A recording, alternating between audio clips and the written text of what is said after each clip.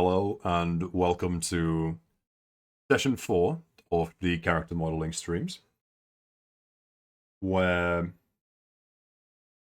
there we go, where this is where we left off last time around. We have some of the clothing made for our character.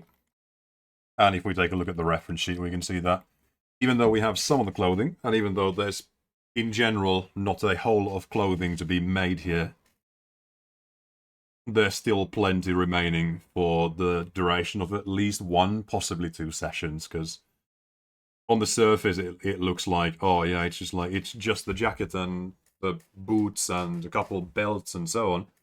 But then when you get a closer look at the jacket, it's like, okay, of course there's like a collar and a label on the jacket, and then all these clothespins and little dangly bits everywhere. I think I still want to make these studs be 3D.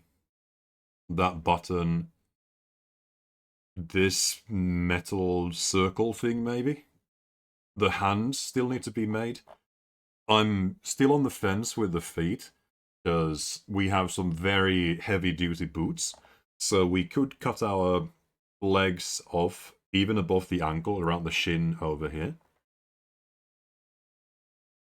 But we'll figure that one out when we get to actually modeling out, because when we're going to start working on the boots, we're going to need to start, like, stretching out, because our legs right now end about over here. But when we're going to be working on the boots, we're kind of going to have to, like, make a proto-foot, even if we don't continue that any further, so that we kind of have an idea of how the boots are going to be shaped. Because we have a nice frontal reference and a nice back reference, but that doesn't tell the entire story, because we don't have any kind of a side reference at all.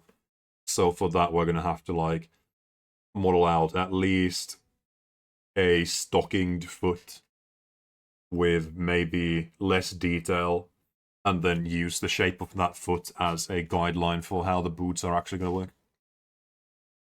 But I'm going to start with some of the smaller details, and I'm still going to follow the principle of working from bottom up.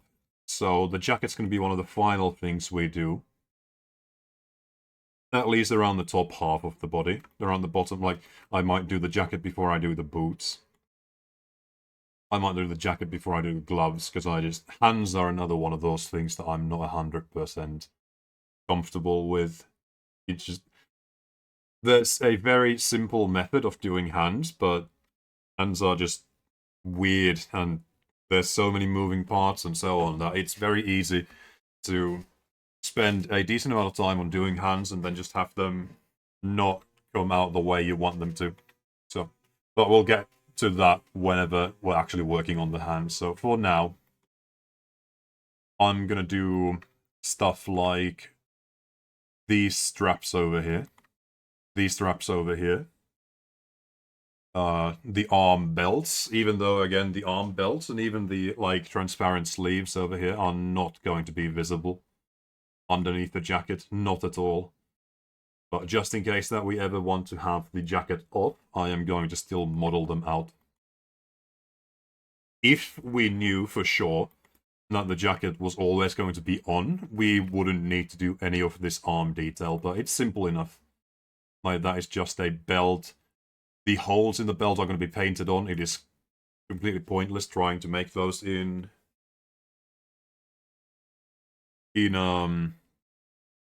well, once we're done applying our subsurf, we could poke those holes in, but for the time being, while we're still working with a subdivision surface modifier for all of our parts, there's no point in trying to poke those holes in.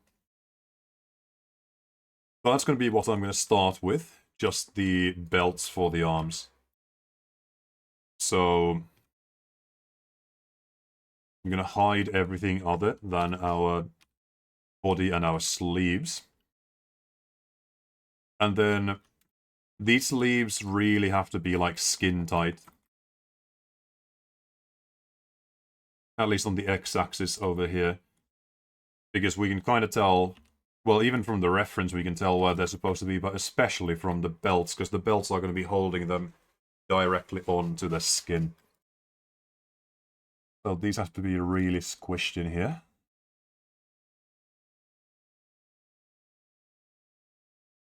And we will have a limit on how close to the skin we can get. I also realize now that this has not been solidified and it has to be solidified, so I'm going to add in a very, very thin solidify. Something like this. I can barely tell that it's solidified, but it is. Maybe going to bump that up to 0.002. Yeah, that's fine. And then make sure that we're as close to the skin as possible. It's going to be a little bit difficult because our sleeves are more of a perfect circle than our arms. But just like something along these lines, and then I'm going to check in wireframe mode to see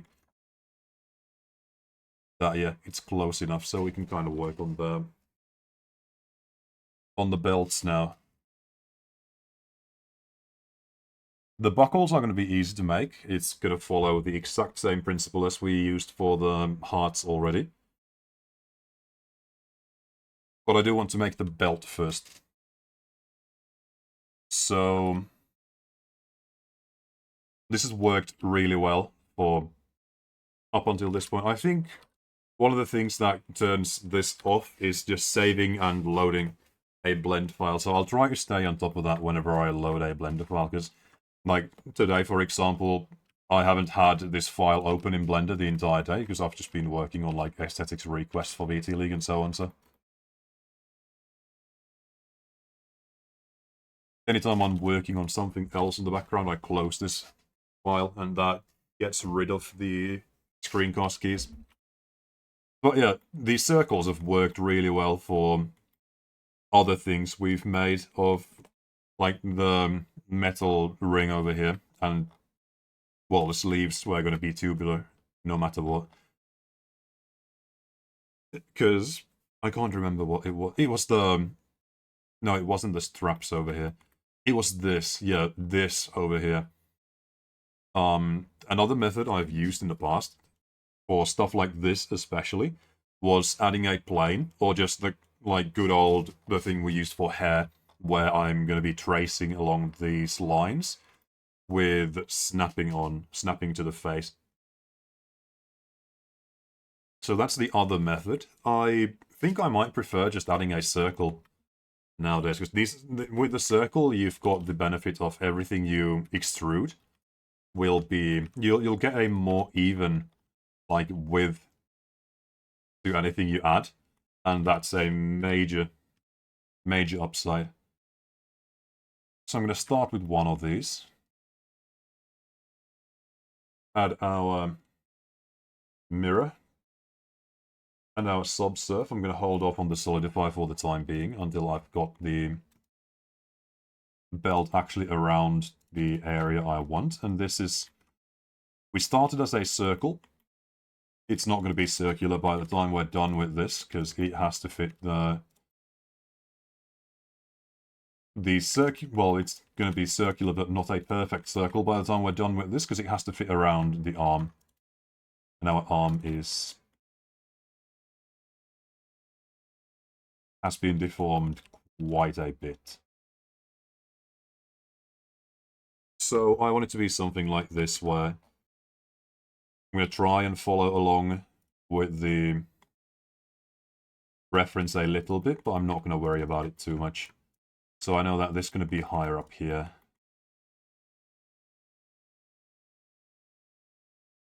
I'm just going to kind of try and maintain the shape of our sleeve and arm over there.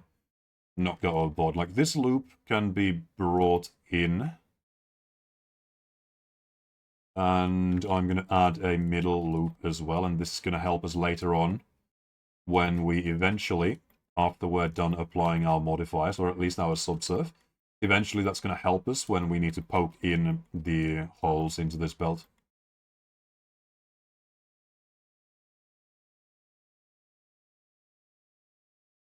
So now that we've got like a rough shape, I am going to add back our solidify, and this is going to be decently thick. Like, again, not this thick, but maybe half of that.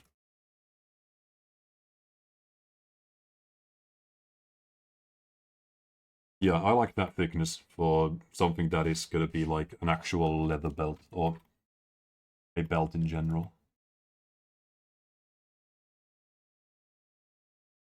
And that helps us close the air gaps a lot as well.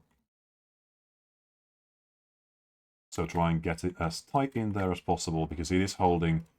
I don't see any other, like, mechanism by which this sleeve could be held on. So it has to be held on by these belts. So they have to be as tight as they can get. It's going to be difficult with this amount of resolution to get anything that is truly skin tight without clipping horribly in other places. But as long as we get it close enough, like this about here is already close enough, even though we've got a bit of an air gap here. If we had more than 8 loops going around the entire thing, we would be able to get a better result. But if I were to add a loop here, for example, let's see, 128,900 triangles. One loop adds us 300 extra triangles, and that's, again, something I'm going to try and avoid as best I can, because even though we're going to be bumping that number down a lot when we're finally able to apply our subsurfs and go back to a singular subsurf, I still want to try and keep that as low as possible. Because for pairs and all of that, it doesn't really matter as long as our model is not like really massively overinflated with triangles. But then if you want to use it for anything else, so one of the main reasons people nowadays would want to be learning 3D modeling would be for something like, well, VTuber commissions and then VR chat. And then VR chat has that limit of 75 or 70, I believe, thousand triangles per model for them to call your model like good, acceptable, so that it will be shown to everyone. Actually don't like the... Yeah, I need to fix that. That's the result of me adding a loop somewhere. So this will be a little bit interesting, because now it means that we get to reposition our belt and our sleeve again. So we're going to have our body, sleeve, belt, and arm, and account for what we've just done.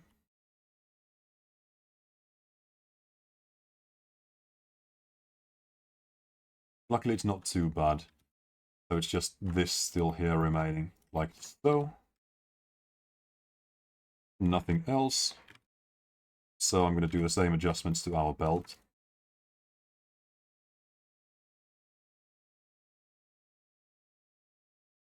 I'm kind of going to try and keep it an even thickness, like even though I want it to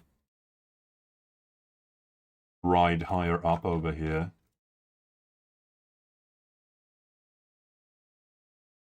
Okay, I shouldn't. Even though in the reference it's going to be kind of rotated like this. Our sleeve is not, so I'm going to ignore the reference here. And just going to make sure that this looks even.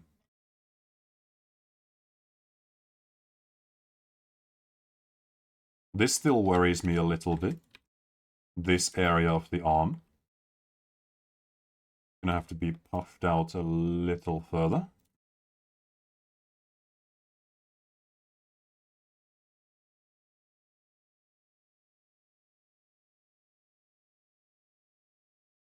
Yeah, something like that.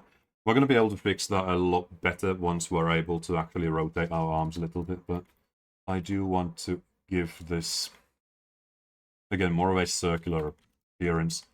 So I'm going to reflect that on our extruded arm as well, and then we should do the same thing here.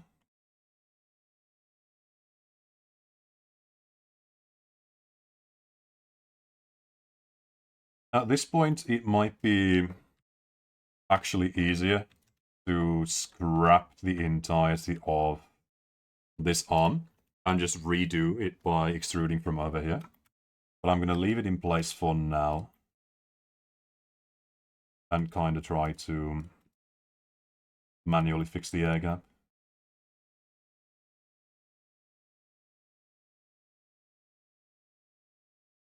Yeah, that's good enough. I don't like that we've got a seam over here as a result of our adjustments, but it'll be fine. So select all of our pieces again, now that we've done another round of adjustments, and make sure that there's no clipping.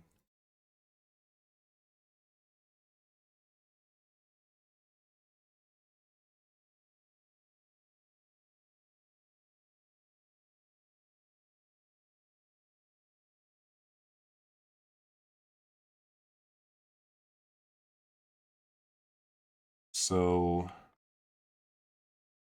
it's almost fine. I want it to be a little bit closer to the arm still.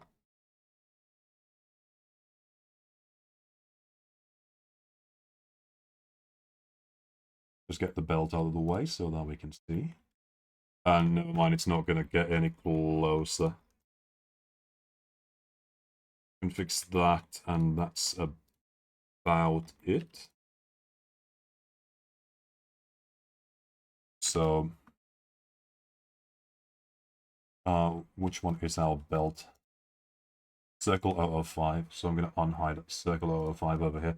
I need to rename these once I'm done, like actually adding the belts, so that we are able to like more clearly see what is what again.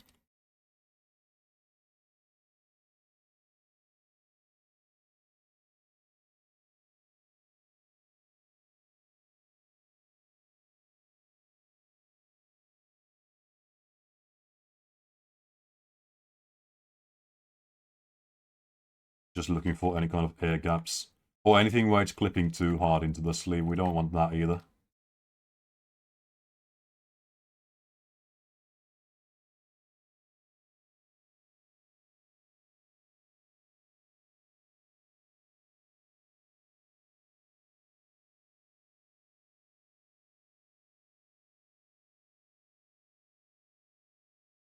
Oh yes, the classic banter double sleeve, a double belt sleeve, which by the way, uh, I said at the start, I realized that this is all hidden by the jacket anyway.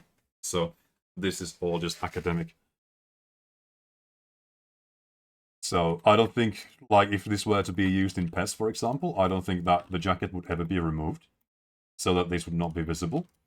But this is more like a practice run and then also a tutorial, so I want to be thorough and make everything. But if we knew for certain that the jacket would never come off, then yeah, modeling these out would just be an actual waste of time.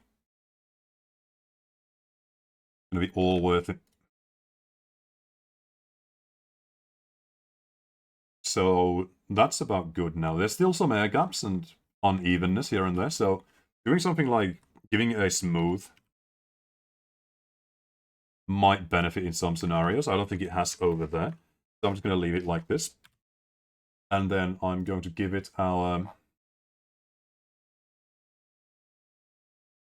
I think we can live with the same material as the pants. So I'm going to give this the pants material. And then right now it's just a loop, a circle. So we need to make it a belt by adding the little loose end over there. So from the back angle, we can't see it, obviously. So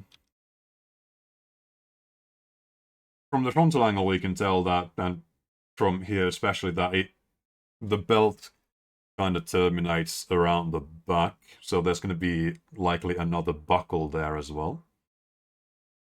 I don't quite get what the point of the frontal buckles is. But we're going to be adding that termination point around the back. So keep these meshes. I want to make this a little bit thicker. just all around.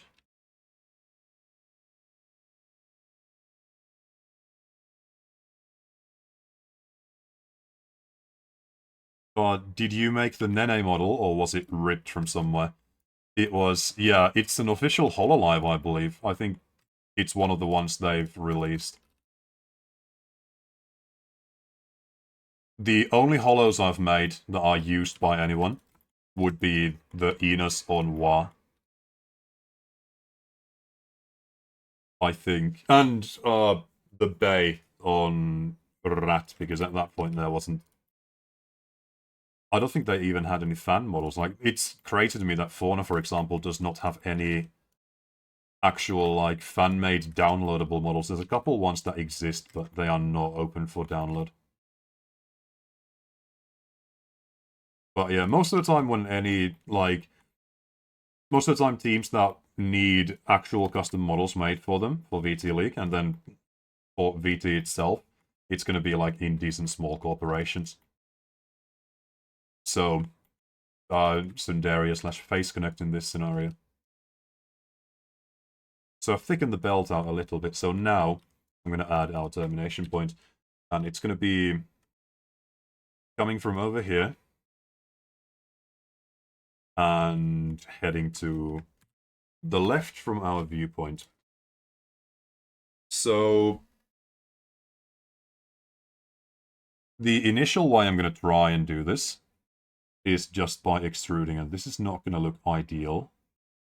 I want it to be on the... Yeah, something like this, but as you can see, it's pretty bad. So, I actually wonder why it's so bad. Let me see if I can disable the modifier. And disable solid... Oh, it's probably solidify, yeah. Solidify can't handle this. The subsurface fine. Also, what's the... Okay, well, the normals have been fixed now. Oh, okay, it was just the normals. Well, that's kind of fine. Like, if you look too closely at how it begins its existence, it's obviously not very natural for a belt to be doing that. So another way this could be done, if I undo all the way here, would be that I would rip this into 2 pieces, and then select one of these pieces. I need that to be connected and not enabled. And then I would probably, like, add another loop over here and have these be connected or something. Or I would just kind of take this, extrude it once, and kind of tuck it in behind here. And then extrude this on to about here and slim it down a little bit. Like this. And then to adjust with... Because right now, it is a belt in that it's just a strip of leather. But we want to give it... We want to have this termination point be a little bit more natural. So we're going to now add the buckles to both sides. It's poking out here a little bit, so it really should be more hidden like this. And I don't want that curving quite as hard. So buckles work on pretty well the same principle as our hearts. So we're going to add a cube and bevel it immediately to about that kind of a thickness. Scale it along Y to be about buckle sized. And do it further. And then scale down. Oh, we don't have the middle bit this time. That's actually nice. And just fill in the central kind of area. And then we can go over here and kind of get an idea of they need to be taller than they are wide. And a little bit fatter. Forgot to ask yesterday, are those key bindings default ones or yours? Most of them are default. Or at least default as in I do have the 4cc like blender pack that's on the wiki. I'm not sure if that changes any keystrokes. So the only ones that I have changed off the top of my head are going to be that Q for smooth vertex. That's not assigned by default, but I've assigned it because I use it very often. Alt W for subdivide.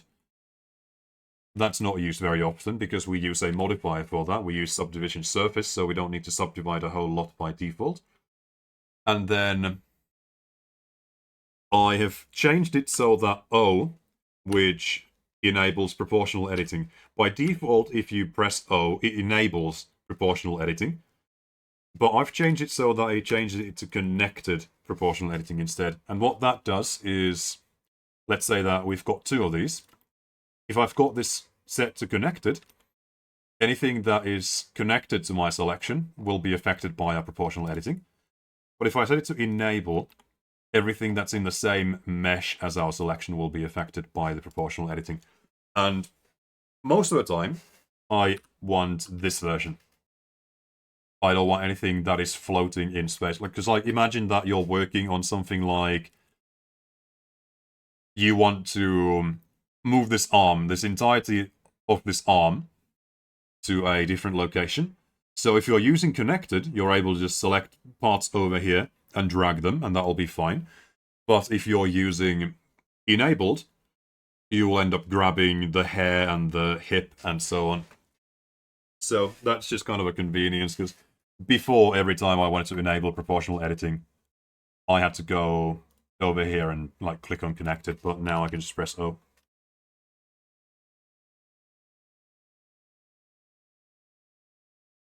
So for our buckle, I want to take this and this. And I ideally want to get only the faces. We can see that they extend a little bit over here. So I want to do...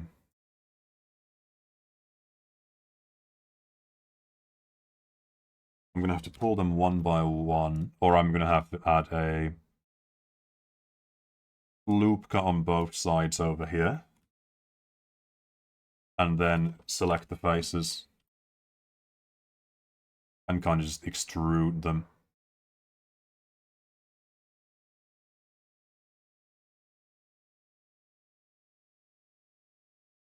Okay, x-axis.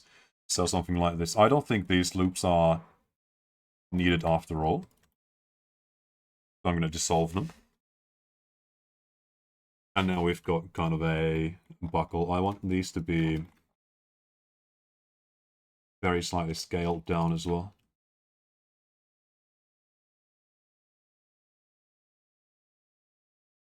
And then we're going to move this to where it needs to be.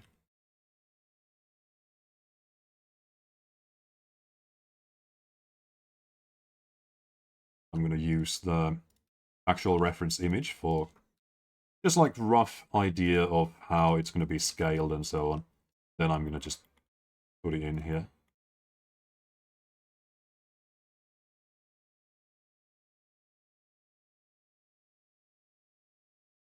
And then it has to be the same on the other side. And for this, I need to hide all the other stuff as well so that I can see. And this would ideally be somewhere around here, where our loop kinda passes through here. I'm thinking, which way around do I want it to be? It's going to be like this. Or more like this. It's going to be more like this. So something like this. And then I don't want to make the actual buckle itself any bigger. So instead I'm going to squeeze the end of our loop to be, end of our belt to be smaller. Like this. Then make sure that these are metal. That doesn't really change anything. It's about the same color as the default material. But now if we mirror these as well so that we have them on the other side. And then I'm going to save arm belts and unhide everything and see how it looks in the render. And solidifying this has given us some interesting results on our transparency shader. If I turned solidify off, it would be fine. But now it's kind of... the light is bouncing a little bit weird. Blender has some trouble with, like, semi-transparent and solid materials. It doesn't know how to handle the fact that there's, like, 2 layers of the material. So I'm going to turn the solidify... I'm going to make it invisible for now. Because... no, I'm actually going to need it visible for adding the second belt. But when we're done adding these belts, I'm going to make the solidify modifier for the sleeves invisible so that they look nicer in renders. And it'll, once again, be a little bit better at least once we get to the point of texturing and so on. But for now, it has to be like that. And then I'm going to grab this belt and we shouldn't need to do a whole lot here. Bring these in much closer, of course. But they should curve in really nicely. Just kind of naturally with the arm. Gonna have to hide a bunch of stuff again.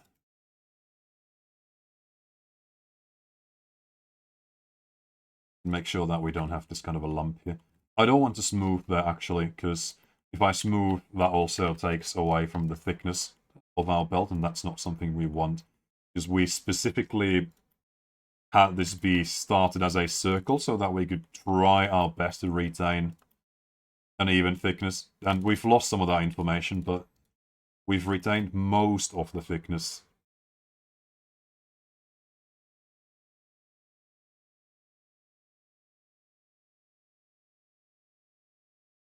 Okay, and then this is supposed to be poking a lot more. So I'm going to extrude it one more time. Like that, and then I'm going to have it curve naturally. Kind of like so.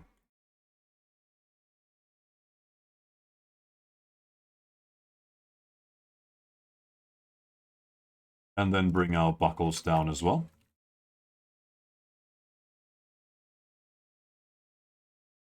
Make sure that... yeah, okay, it's supposed to be 64 vertices. And then lock to the z-axis. The frontal one's going to be pretty decent already.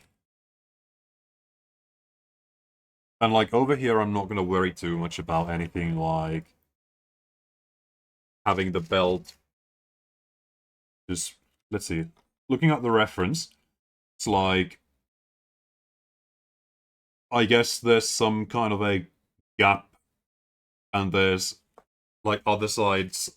The buckle has like a middle gap and is enclosing the belt inside it. I'm not going to worry about that other side, because that is something that's never going to be visible. So just the like appearance of this buckle being here and kind of like being tall enough to do this is going to be fine. Make sure that the bottom is like down here as well. And do the same over here. But make sure that we are not clipping too hard.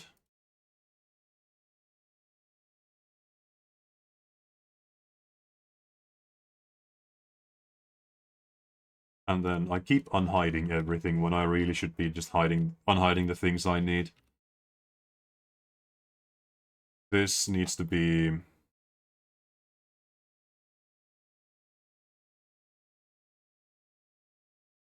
something like this.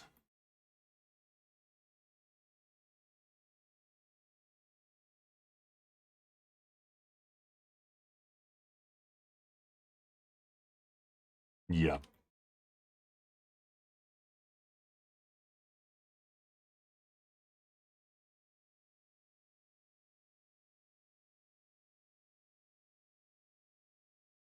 So this belt is not quite where it should be.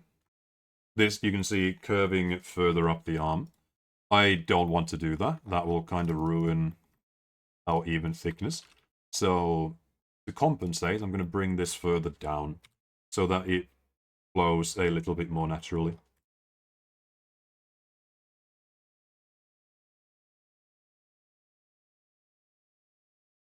There. And I can make this end a little bit thicker. And I can make this a little bit thicker as well, because it's fitting through our buckle just fine.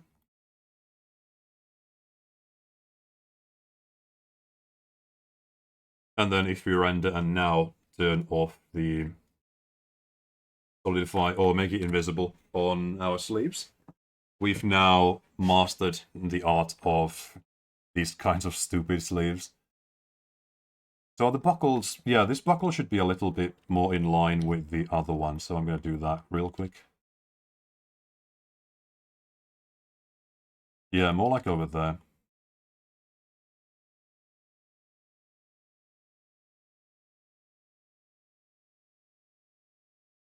And pull this end down, and this one out a little bit.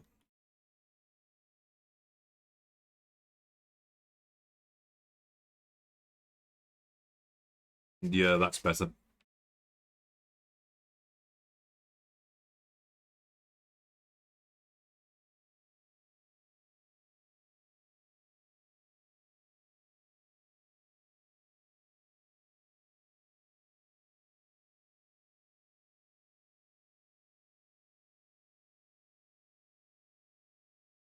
So how hard is importing a model and textures from something like Koikatsu in a scale from 1 to 10?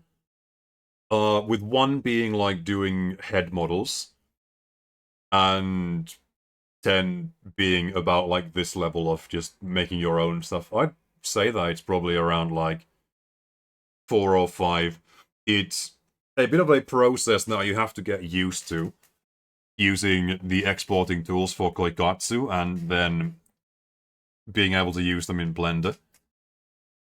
But once you've done a couple of them, you'll know how to do Koikatsus. Like it's very, I don't want to say easy to learn, because it's Blender, and Blender has a steep learning curve. But like, as far as pet aesthetics go, it is pretty easy. So I definitely wouldn't be deterred by it. Where it will take some time. I want to say that the average Koikatsu model, and this is just because they're, yeah, 10 million triangles. They will be very detailed, very complex. They will be made of so many individual pieces that that's going to be kind of the main reason why they're going to take an hour, maybe 2 hours on average, depending on the complexity of the model, because you're going to be shifting through a whole bunch of textures that are going to be oversized and so on. But yeah, there's a Koikatsu supporting tutorial on the wiki, on the Blender tutorials page, and it's like, it is not very difficult. So yeah, I'd say probably around the like ballpark of 4, 5. Depends on the complexity of the model, but it's very much not insurmountable.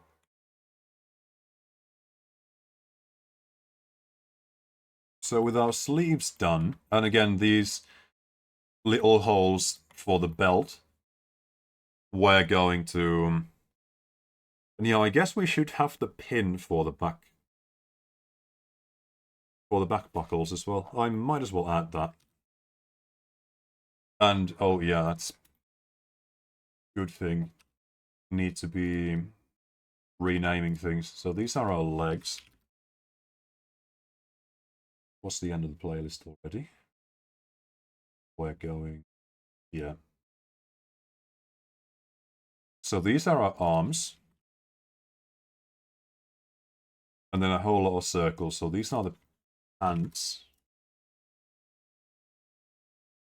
Panties. Leaves. Choker. choker, metal ring, sleeves, belts,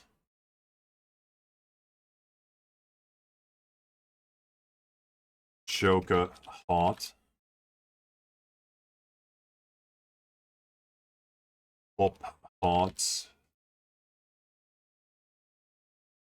sleeves, belts, buckles.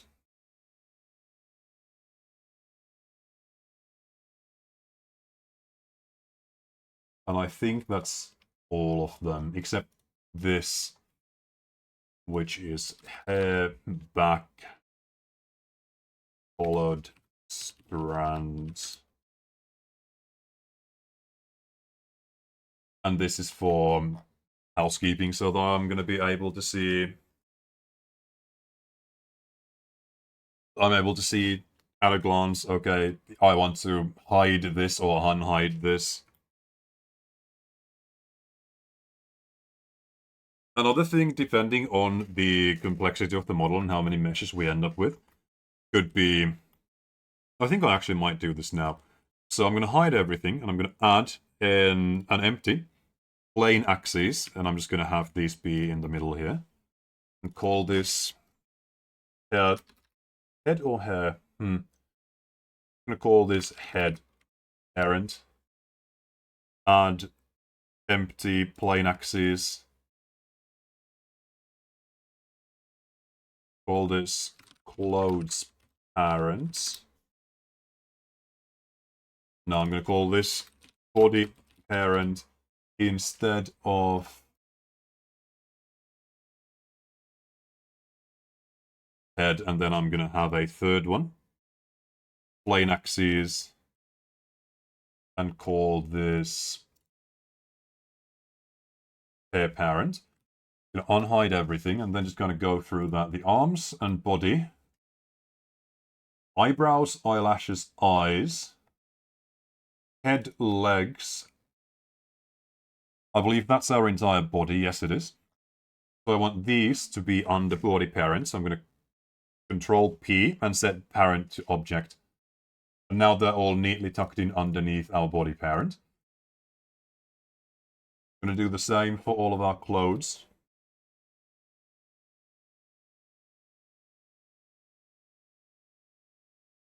Set them to the clothes parent. And then do all of that for our hair.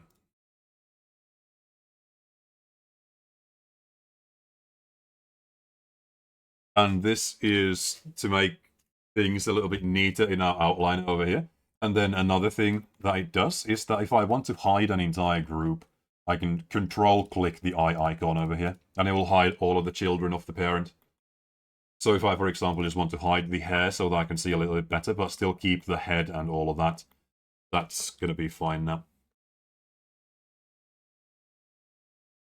So, going to hide all of the hair, and I kind of want to have like a pin over here for the belt. So it would be coming in through the middle. So I'm going to add a loop there and an accompanying loop close to it. And have a pin poke through about here. I'm going to heighten the belt for a bit so that I can try and adjust this to be straight.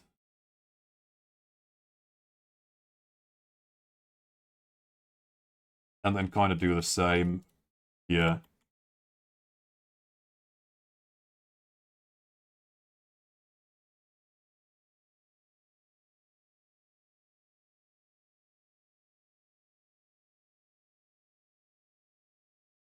I think this needs to be a little bit taller. And then if I unhide our sleeves belts, yeah, that definitely needs to be a little bit taller still. Or this needs to be a little bit closer.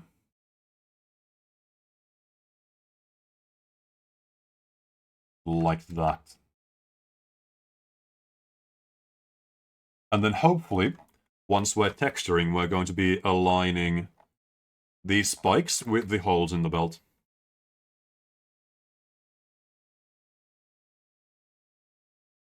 So I'm guessing custom shoes and hands are a different model just to work on Pez. Hands are going to be different. Yeah, the way Pez handles skeleton data is that the hands for your model are actually going to be goalkeeper gloves, and that's how we're able to get them into the game. But shoes are going to be part of the actual model, because, and this is another whole thing, when PES 18 came out and Konami updated to the Fox engine, they completely redid the way models are loaded. And as a result, we weren't able to load models the way we could in PES 15, 16, 17, 14 even. So, luckily, a Konami developer somewhere had a bit of an oversight, and the way we're loading all of our custom full body models nowadays is they are basically just custom boots. They're just boots models that your player can wear, and because we're also able to hide the actual default PES player, they're just able to wear the skin of a completely different character as a boots model, while the actual PES player itself is invisible. So the result of that is that, yeah, custom shoes are going to be part of your like full body model by default, but then for hands or anything like if you want to do facial animation, if you want the mouth to move or the eyes to move, or you want to have blinking for your character in PES, that has to be a head model because the head slot for models has access to the right bones that enable that.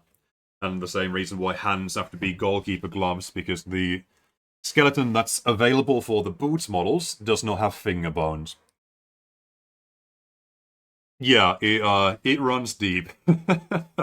It was things were, I don't want to say better, and I don't really even want to say simpler, but the model loading system for the previous versions of PES, so 15, 16, 17, was at least a little bit less convoluted. But we are, at the same time, we are lucky to have any kind of a system for loading in our custom models. So I'm thankful for that one Konami developer that had a lazy day at work and decided that, you know what, I am not going to patch this one thing out. I'm going to leave these, like, I imagine they would have to be like development files over here.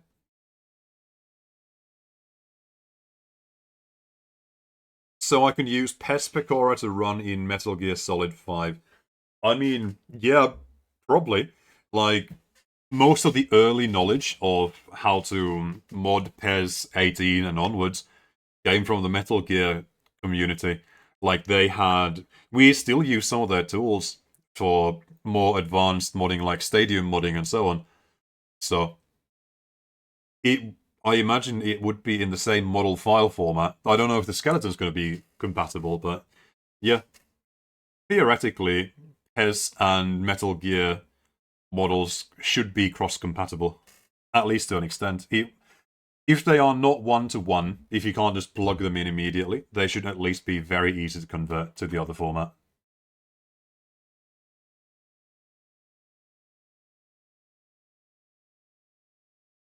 Yeah, I'm happy with those spikes now. We quite clearly don't have them in the front, so I'm just gonna leave that be. It's what the character designer wanted, so we leave it that way. I'm gonna move on to... Oh, I forgot that we have not done this upper frill. So that would be something like... Does it extend up to the straps? Oh, yes, it does. Well, we're not going to be able to use this for the frill. So what I'm going to do is I'm going to extrude once and twice. And do that again and try my best not to clip in the middle. And yeah, have it something like this. Bring it down a little bit more. And this is going to be the state of our frill for the time being. Do the same for... How far does it run? The entire duration. So, hide the hair again so that we can see the back. Select all around up until this point as well. And gonna do the same thing. Extrude once, extrude twice. And this has to be moved around a little bit.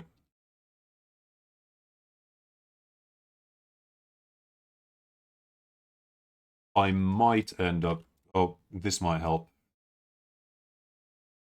Yeah, that helps considerably. Just add a loop over there to ease some of that tension.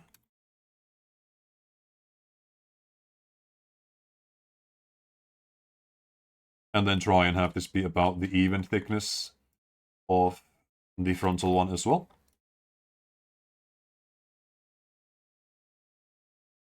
And then, for the sake of it, extend it all the way over here.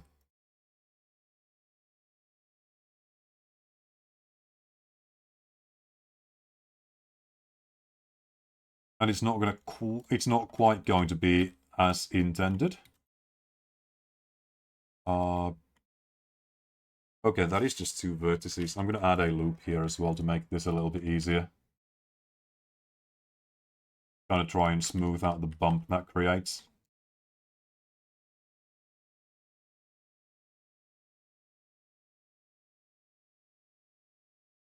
So, for now, this is going to be what our frill looks like.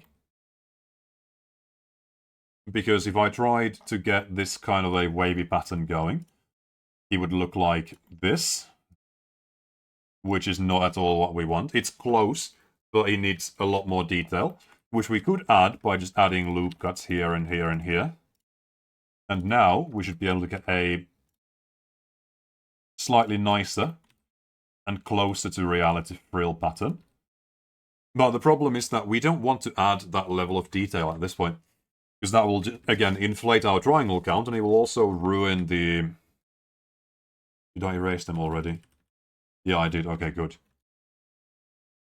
So that would add more triangles to our model, and that would also add more lumps to our geometry that we spent a decent bit of time already trying to smooth out and have it fit the form of the body.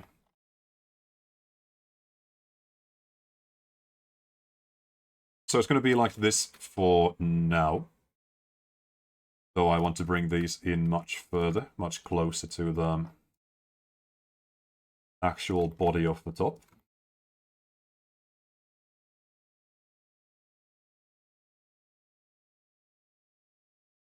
Yep. And this has to stretch across like this. And then if we render,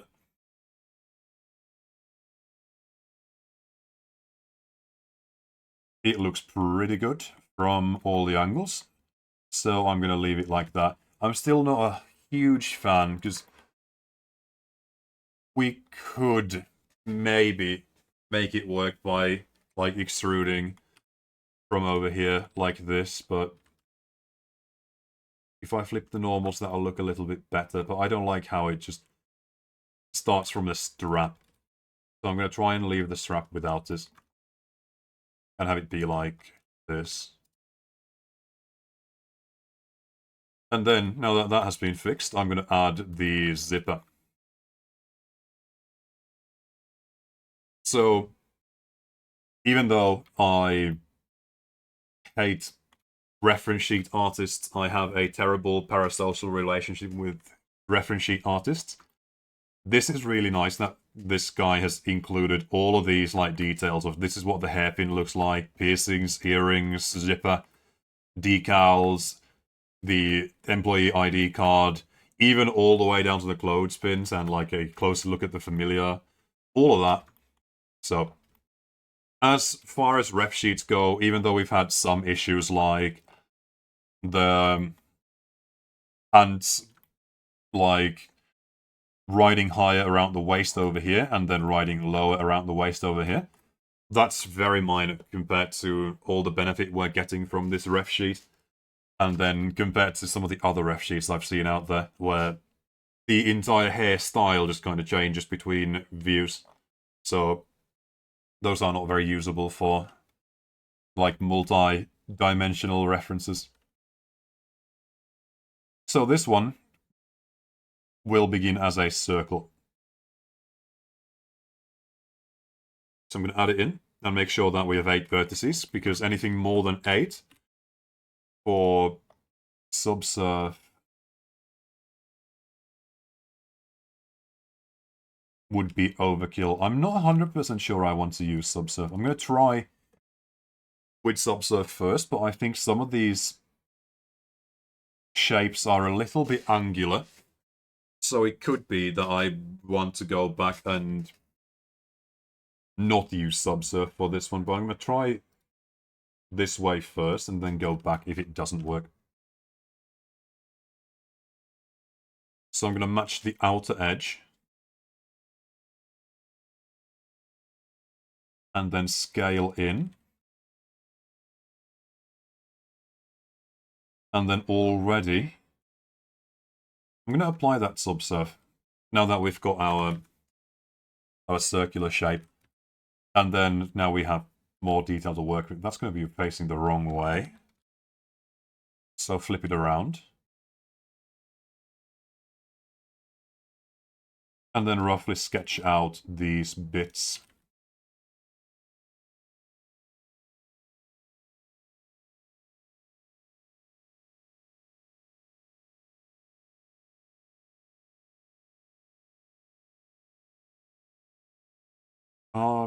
This is mirrored, so I can actually just do this.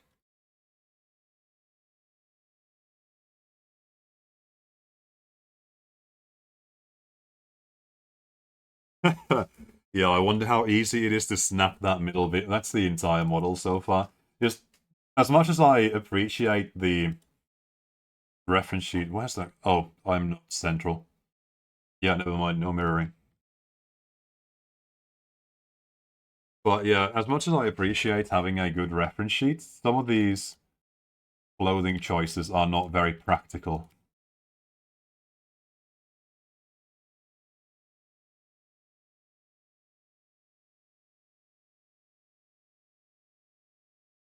And then going to come down from over here.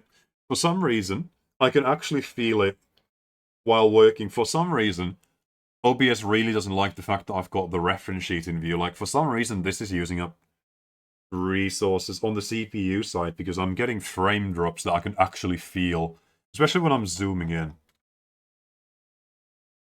But just no idea.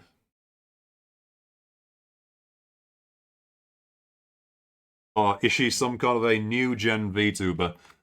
She's been around a while. Used to be part of Sundaria.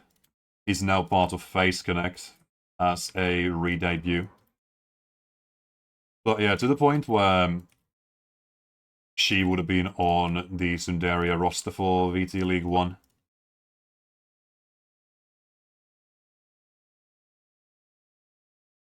So now we've got our flat 2D representation of this thing.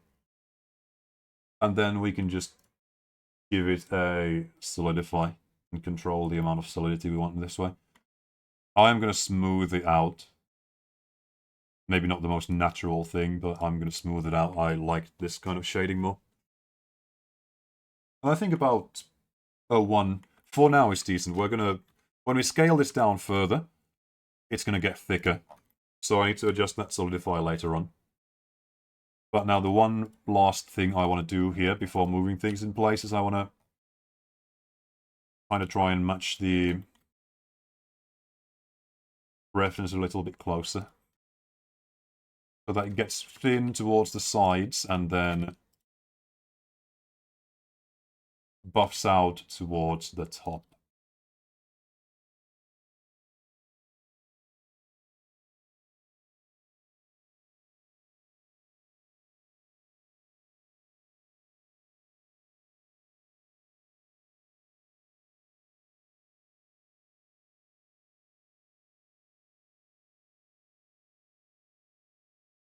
Yep, that's good. We should have an indent over here, and we should in general have some level of actual, like, depth to this. So I'm going to work that in as well. So I'm going to say that this ridge looks like it is higher, like this. I'm going to say that we have just a general ridge in the middle. Kind of like that. And then there's a couple dents over here. That's very clearly pulled up, and that's also pulled up. So this is going to be pulled up pretty hard. So is this. And then these should be dented in.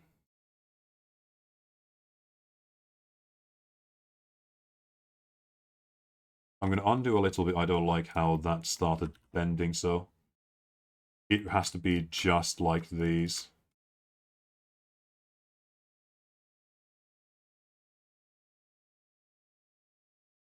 Yeah, more like that. And then dent these.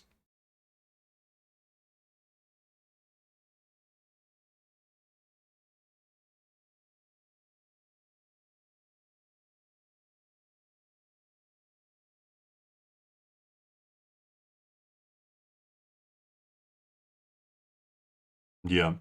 I'm going to smooth it out again, because if I ever at any point want to go flat again, that's just a button press. And if I wanted to, I could apply the solidify right now. It doesn't matter for a piece like this.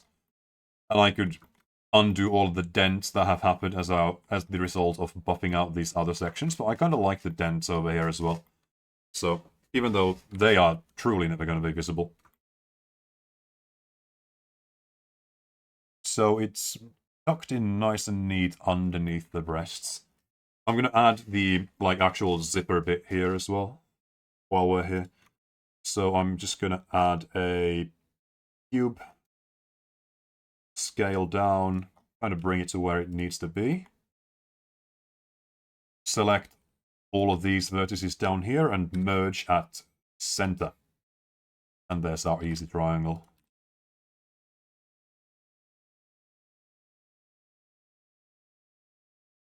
And then just kind of scale our triangle along the y-axis to do like this.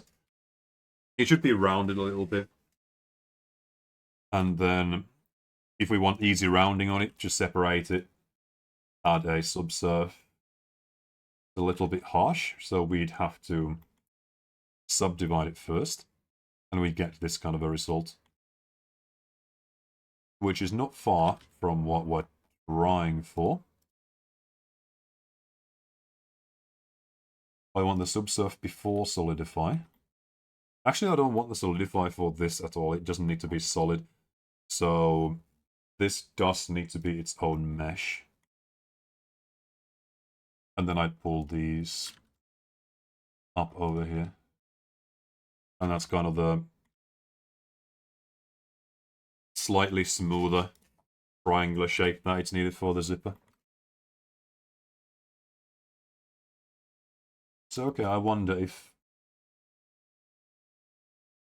No, that looks bad. Yeah, this has to be solidified. So these are going to have to move as a... No, actually, I'm just going to apply the solidify on this.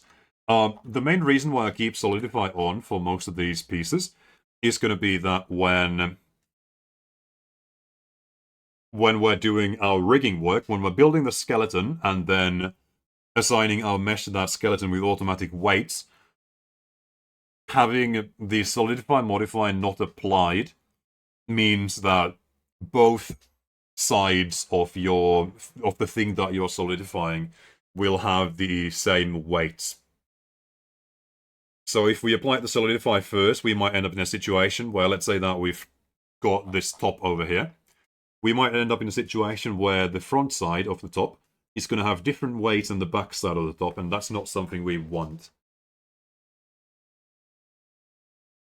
Yeah, I've actually been using, if I go on another tangent, bevel on a cube for stuff like the heart over there and the buckles over there. So just Control B and get it something along those lines, and then just delete these two. Basically anything that needs a hole in the middle, I've been using bevel for. So we end up with like a nice buckle this way. Or then, if we want a heart, add a loop there and a loop there. Loops the sides. Pull that down and that down. Buff these out, kinda. And that's like a very, very basic heart.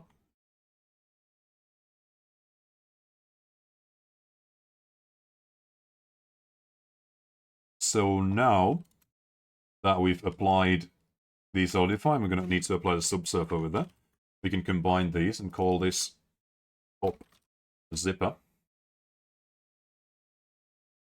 And now we can move this in place. Now we can get a better idea of how big it's going to be. Something like that. And then it's just going to need to be tucked in over there.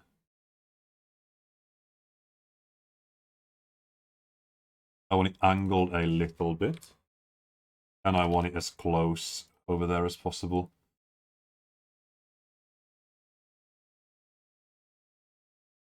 So this kind of means that we're going to have to work with pulling these in further. As far as we can, we're going to meet skin here. So that has to be puffed out.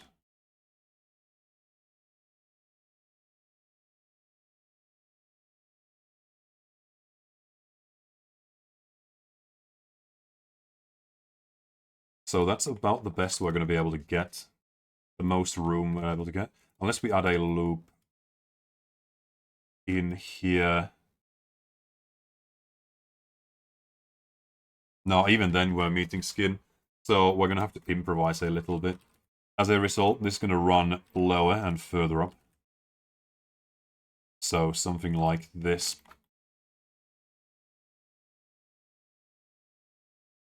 And give it our material.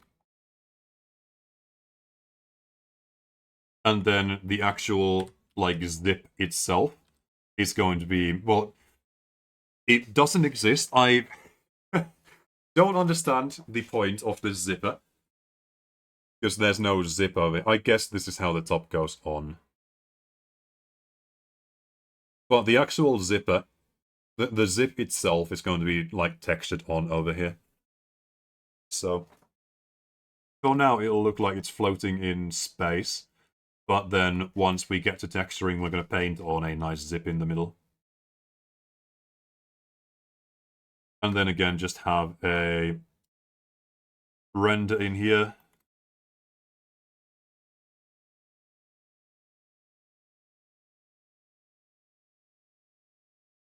Everything looks fine. Save here. 13 top zipper. And the next thing then would be this kind of like weird erotic lingerie.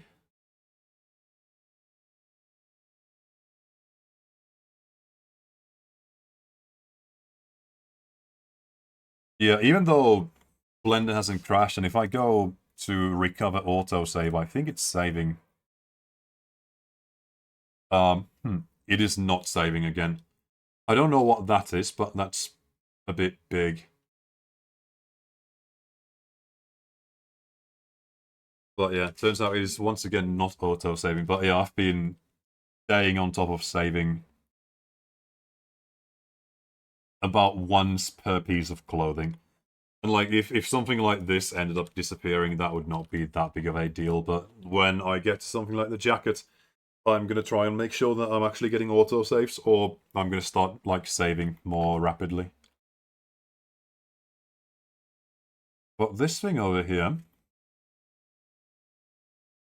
I guess I'm...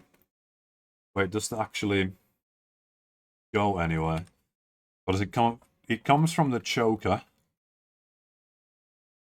and runs underneath, so it just circles around the breast, I imagine. So that's kind of all we need to do. So I'm first of all going to take our zipper and just add it to our clothes. And I'm going to, again, start with a circle.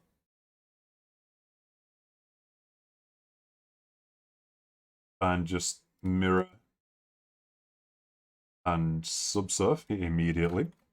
And for this one, we're going to need the body as a reference. I'm going to get the entire body for now.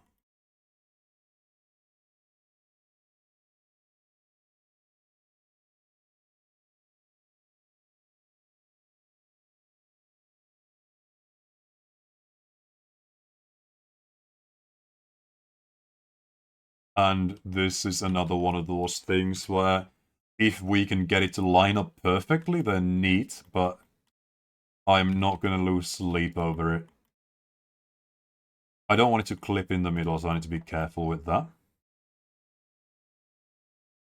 And I'm going to try and extrude from... Yeah, that would clip. I'm going to turn off clipping for now. Extrude from there. Make sure that this is not clipping. Make sure that we're at least a little bit closer to the breasts from this side.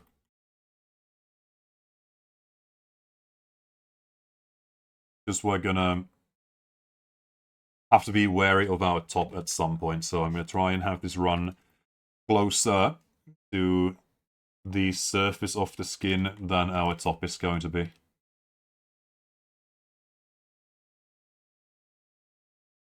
I'm also going to want to solidify this about now. It's not going to be very solid. Say about 003. That's even too much. I'm going to make it 002. Make sure that even with solidify, we are not clipping, but sticking as close to the skin as possible.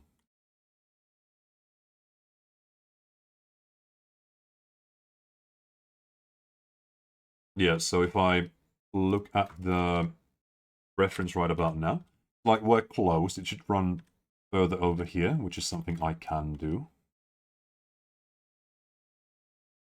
Kinda like this. And then... Yeah, that's just where the choker straps start. So this needs to run a little bit towards the front.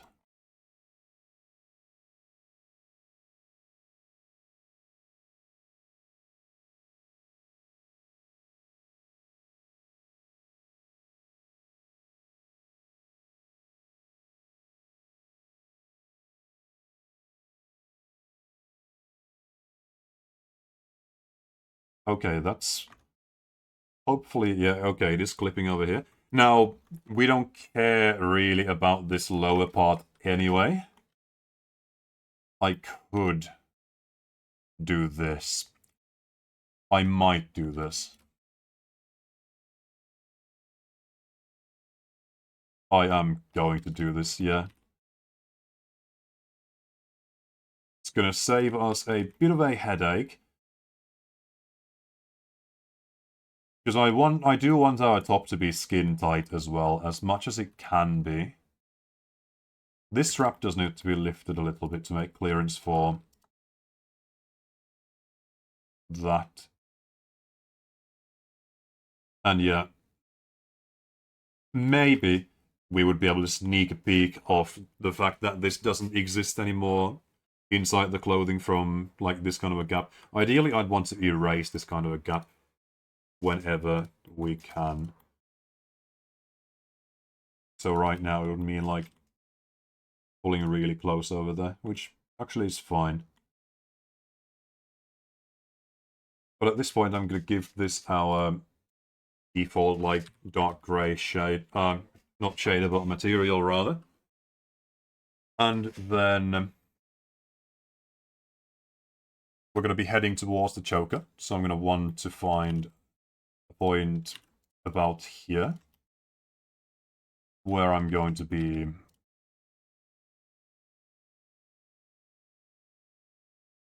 starting our connection.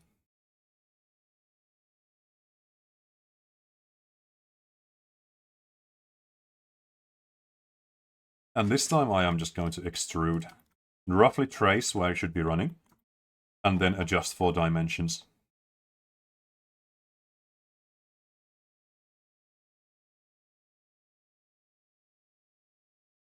Need to hide all of the hair again so I can see.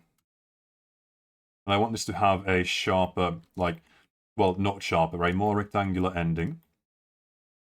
So this kind of snakes in underneath over there.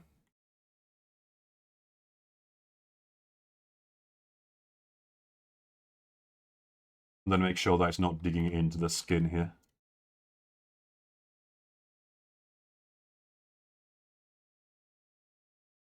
Okay, you can dig into the skin over there because that's not visible.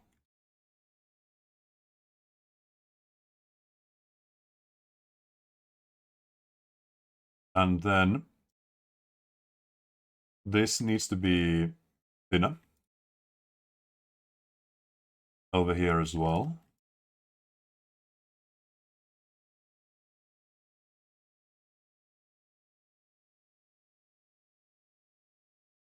And this needs to be a little bit thinner as well.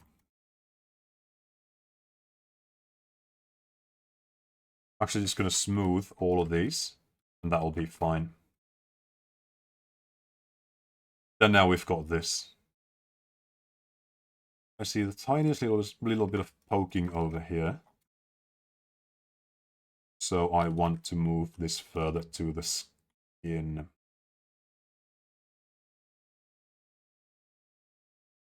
Oh, that's going to be difficult. I might need to move the top over here to account for that.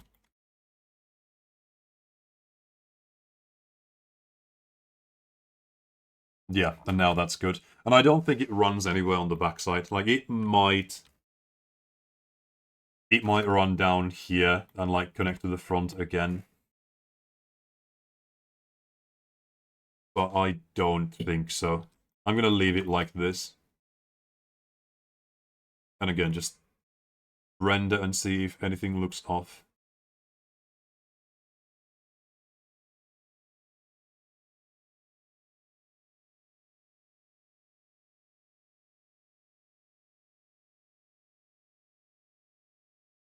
Yep, that looks fine. So anything kind of like shoulders up is about done. The arms are done up until about the wrist, except for these bands over here that I'm not going to be adding until we've done hands. And then the hands themselves. So the one thing missing from the top, well, two things really, are going to be this belt that's kind of anchoring the bottom of the top into place. And then these straps over here that just go... Oh, okay, so one of them circles...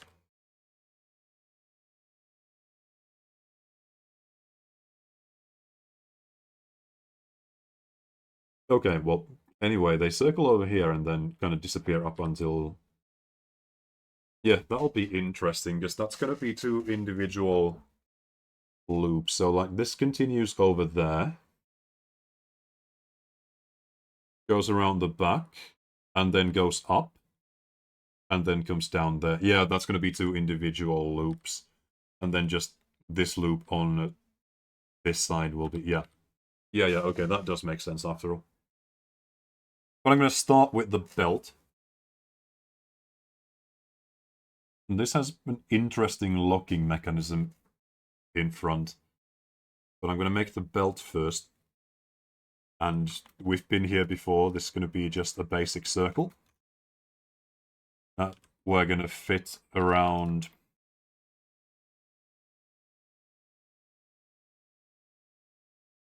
where it needs to be, very roughly at first. We can mirror this, so we're going to, and then not a solidify yet, but rather a subsurf.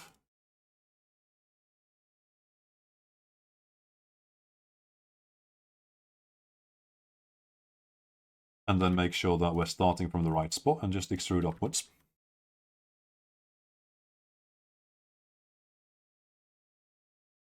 Do we see the belt in the... Okay, we do. Here's another thing.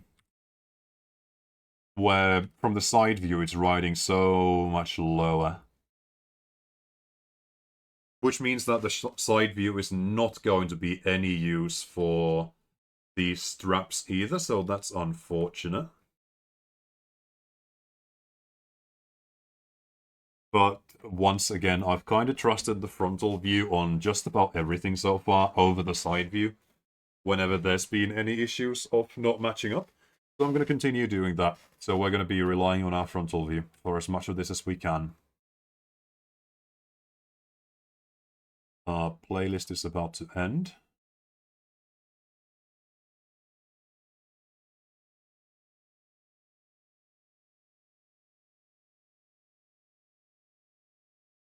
I want to bring this in much closer. And I'm about ready already to add... Okay, so the bottom needs to be much closer. So more like this. And then I'm just going to add our solidify immediately. I want it to be about as solid as our other belts here, so 005. To keep a level of consistency. Like, this could be a thicker belt if we wanted to, but I'm going to leave it as the same thickness for now.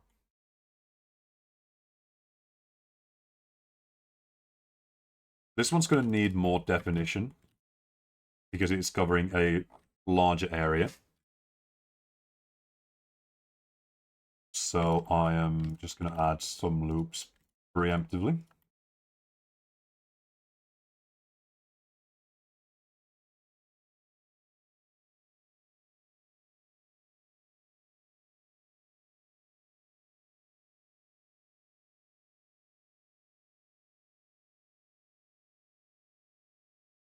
And then, naturally, the bottom of the belt has to be pulled in harder if it is going to be skin tight.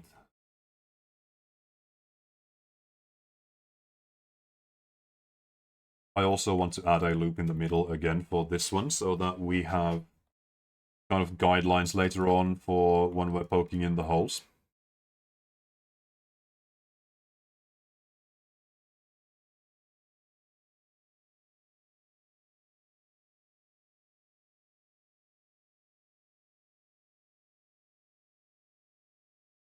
Yep, that's about good. Let's make sure that it's as tall as it needs to be. It is. So give that our material. See if there's any kind of separation, and there's nothing we can see. So as long as we don't have any kind of skin sticking through from between the top and the belt, that's fine. And then this kind of a locking mechanism. Also, there is a loop in the belt over there, so I think that might be worth adding as a separate piece, because it's going to be slightly difficult trying to do something like that from... Yeah, it would have to be...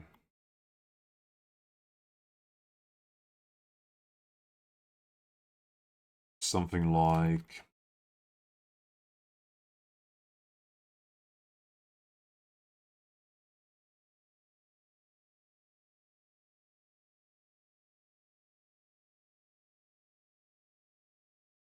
this, but then also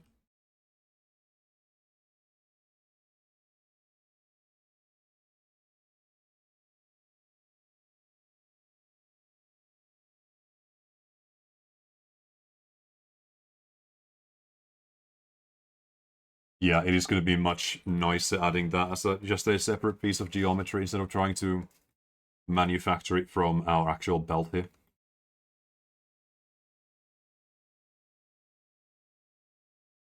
So I'm going to worry about the loop later. And for now, try and figure out what is going on with this locking mechanism. So that's just a buckle of some sort. We've got another cube. And this can also be made of a cube, and then the belt runs through another buckle, I think. So I'm going to try and, like, sketch that out. So cube first. And that will be kind of our big piece. And I'm going to sketch this out in one dimension for now. And then once we're kind of done sketching it out, we can rotate in place. So this is going to be one of these.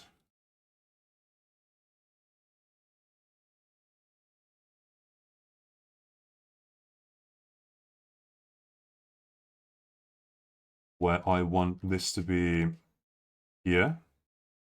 And rotated like this.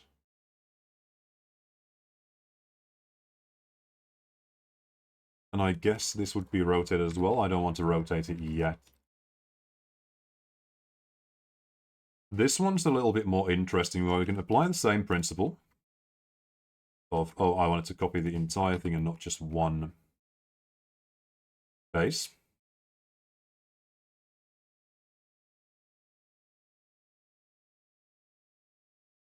Yep, that's the entire thing finally. So this one's going to be a little bit more interesting, where we're going to bevel this one like we did before.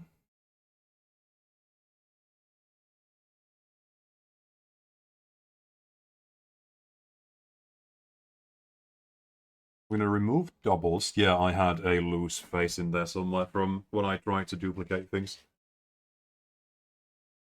I want this to be thinner. And then I'm going to add a loop up here.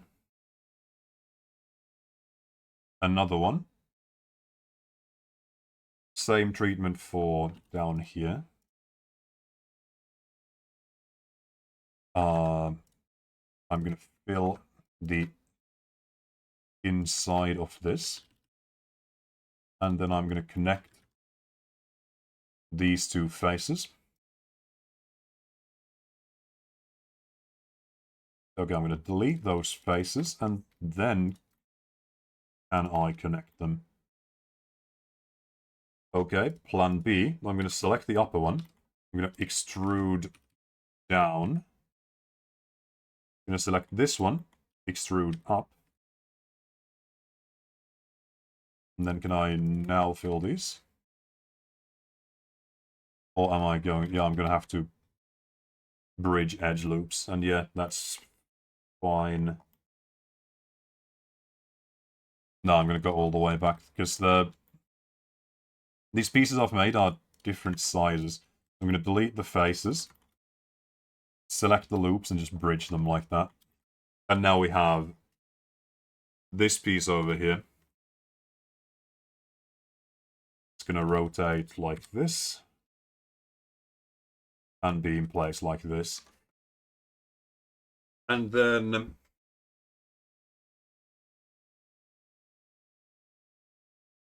this middle piece.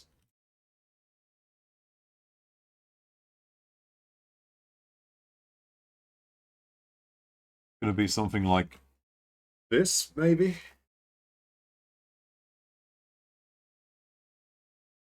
I don't think this is going to be as thick either. It's going to be something like this. Loop here, And then it's somehow supposed to connect to our middle bit over here. So loop and loop. So as a result, this can't be very thick. And delete these faces. And bridge them again. And yeah, this has to be even thinner.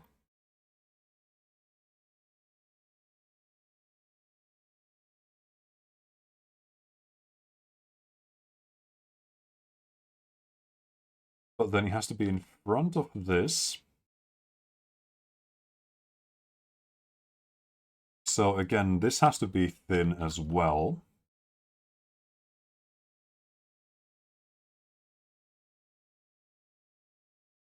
So something like this kind of an assembly. And then I imagine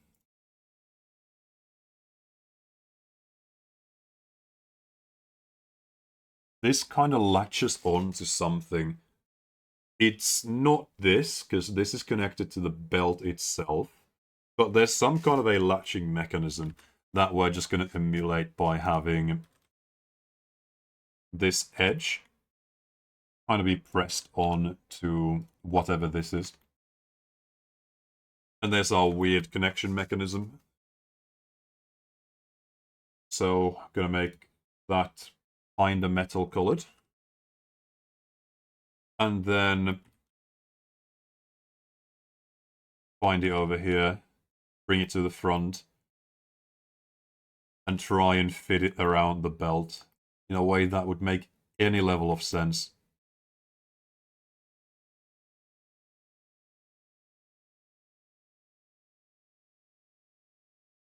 So yeah, what is going on?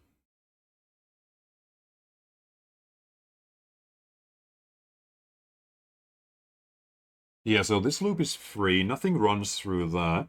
So the belt does go through the other loop, like we have it right now. This is way too wide though. So I'm going to pull this in and pull this in, so we're more like this.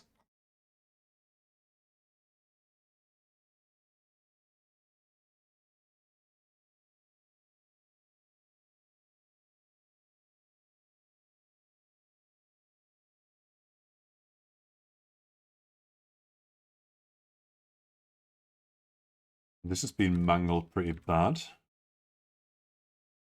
Yeah, this needs to be further front.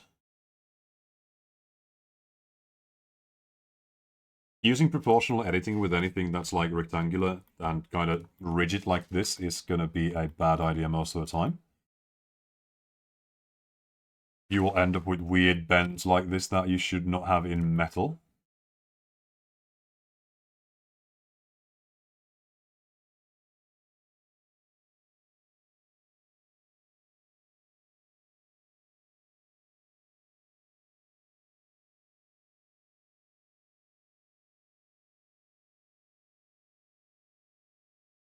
And because this is this is a very solid material, you also don't want to be using smooth on any of this.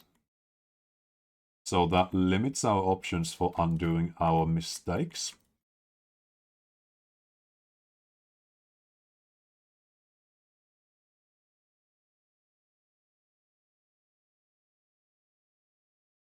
So now this also cannot be this wide.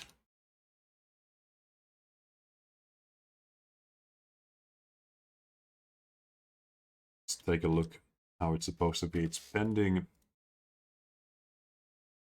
this way. And what is it attached to?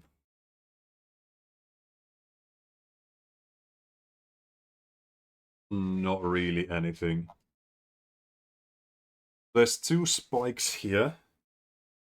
I don't think there's any way this extends all the way over there. So this is going to be just some kind of a floating piece over here. I guess I can fatten that up. and scale it down even further.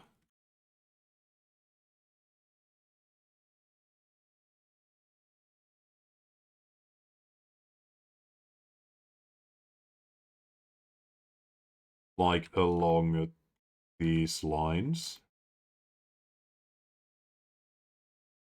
And it needs to be closer.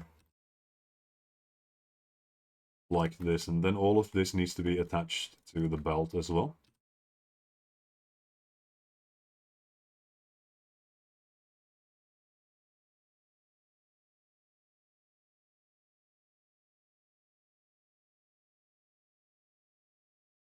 And that'll kind of give us a guideline for where this plate is going to attach as well. Yeah, still don't want... I'm just going to turn proportional editing off and do this piece by piece.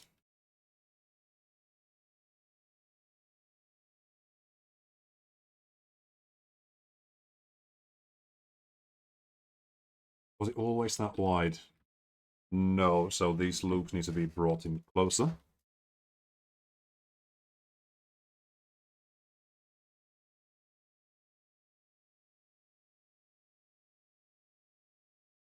Right about now is when you can kind of see why I sort of prefer like non-mechanical modeling work, because I can just rely on subdivision surface to do all of the like work for me, instead of having to deal with rigid materials like this.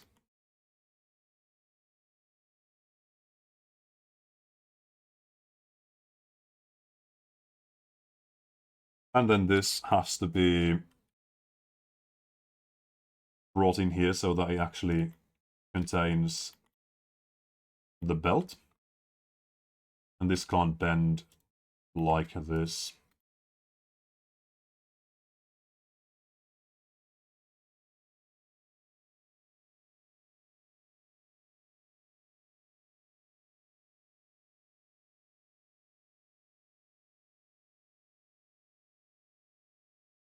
There.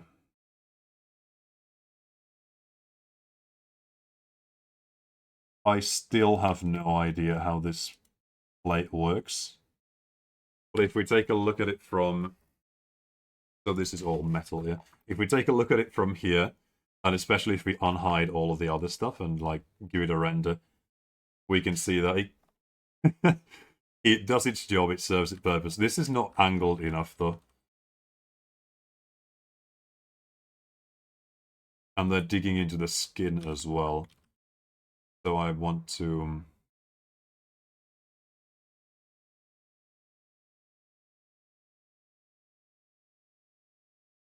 rotate this further, so that from the front we have a little bit of an angled effect.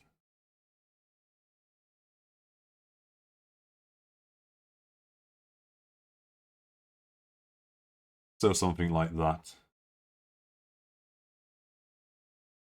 It's clipping a bit too hard over there.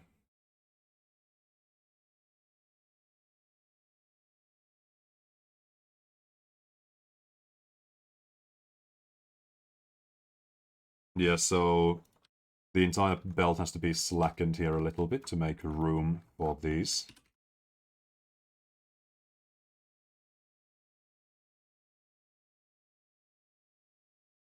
And now we can bring these more in line.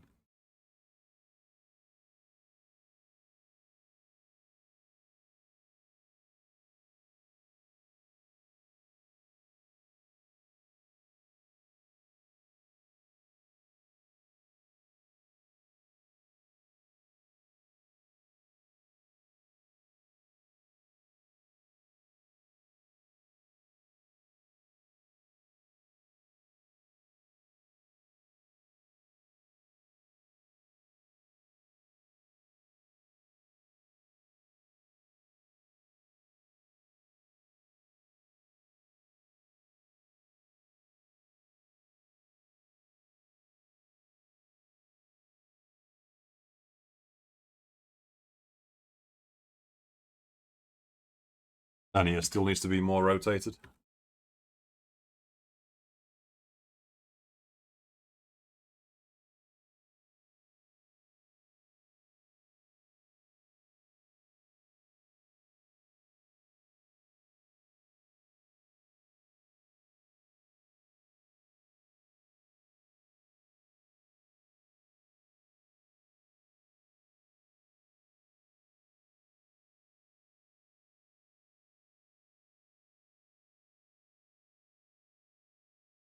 So that's what I'm about to leave it as.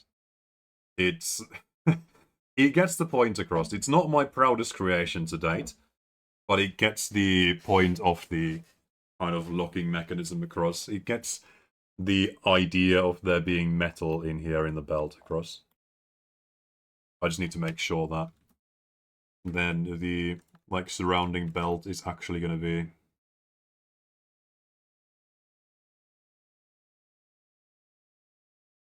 holding as close as possible.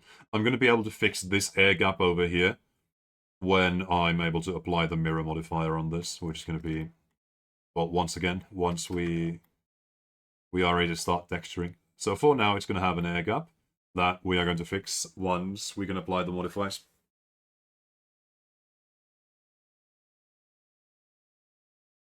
And then these. So just leave our body. First of all, just rename all of our things here again. So that's just going to call that top bra straps, even though that is not really a fully functioning bra. This is belt and belt buckle. And these are also parts of clothes.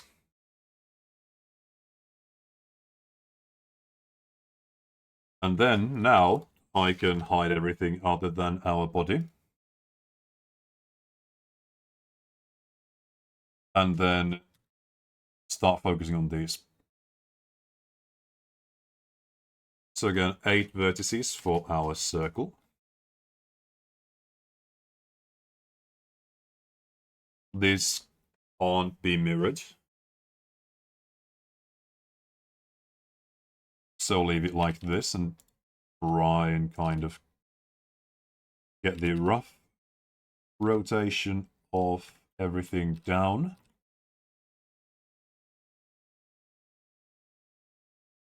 But this can be subsurfed now that we're once again working with smoother geometry.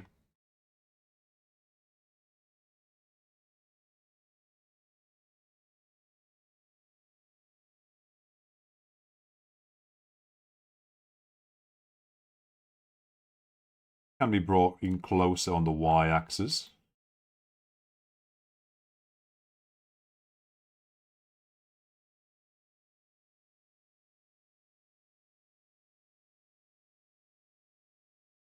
And then once we don't have any obvious clipping anymore, we can do our little extrude trick. So extrude up along the z-axis.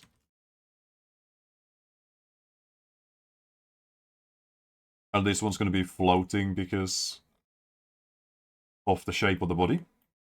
So try our best to bring it in. And now it's about a good time once again to add our solidify. So do we have anything? Yeah, we do have plenty of things similar to this. So this was 003, and I believe this was 002. So I want this to be 003 as well. So add a solidify and 003. And then now it's going to be easier to adjust for any clipping or any air gaps for that matter.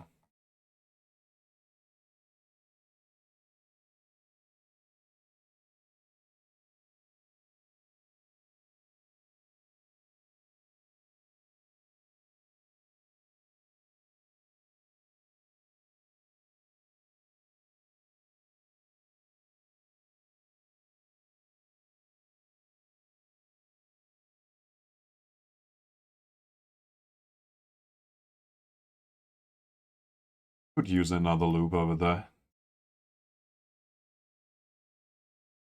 I'll try to survive without, but really could use another loop over there, because that's just a... maybe it's going to be fine when I pull this in. Oh no, definitely need another loop over here, though. Yeah, the unfortunate side effect of adding loops is that it's going to ruin the smoothness of what we've done so far. But if we absolutely do need to add one, like we did over there, and like we, I think, might need to do over here as well, then that's fine. Yeah, I'm going to want to add another one here, because this is going to sit a little bit awkward otherwise.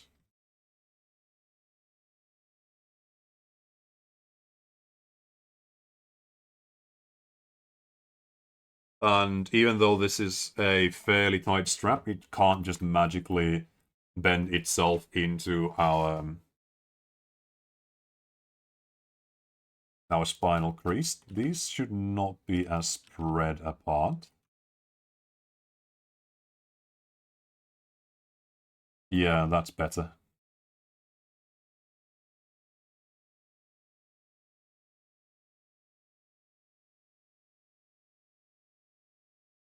I've realized now that I haven't saved in a while, so I'm just going to do that here out of caution. 14 top progress.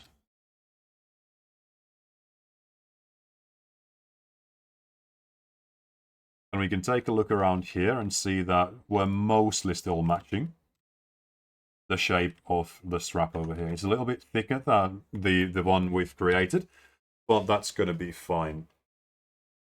So I'm going to unhide all of these things. And see that this should run. I'm going to hide all of the hair again. We take a look at our references available. It should kind of... Let's see, which one is this? It's this one. Yeah, it should disappear underneath the belt pretty rapidly. I need to wrap my head around this again.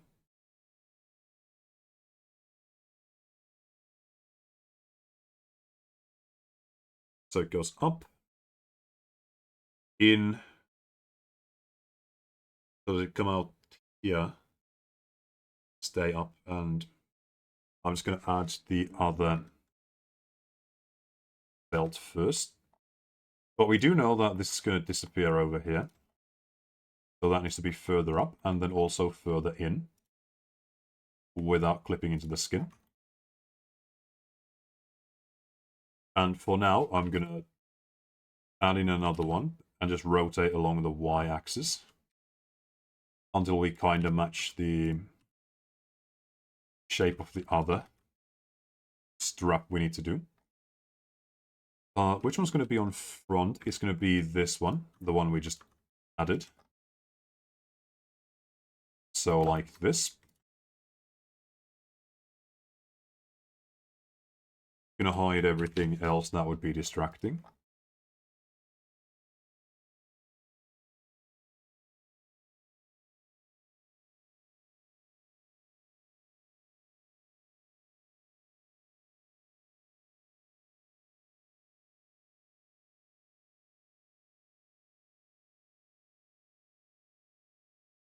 Need to reposition some loops as well. And take care to not make things too thick. And then around the back, I imagine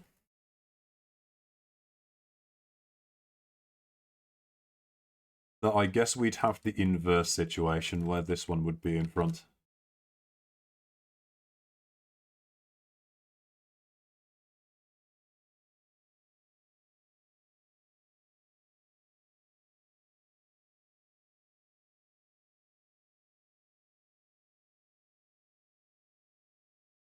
Ignoring this for now, until I'm done adjusting these other parts.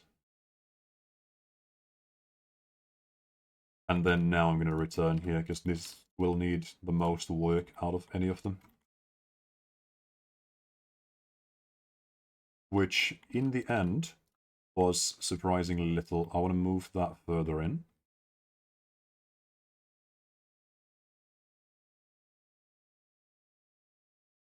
And then we've got some clipping over here.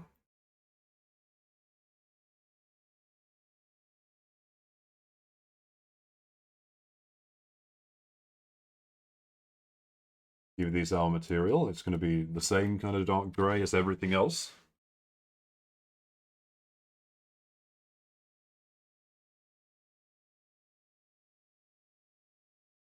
Floating over here.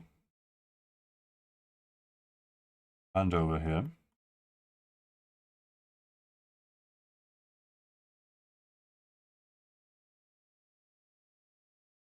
Still floating here.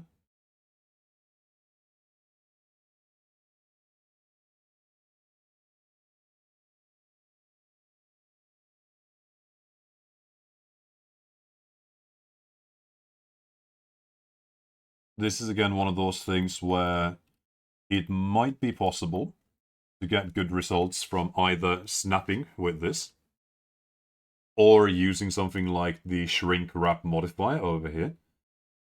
But from what I've found, both of those would end up getting rid of all of that, like all of the even thickness that we've tried our best to preserve, that we get from the just adding as a circle method.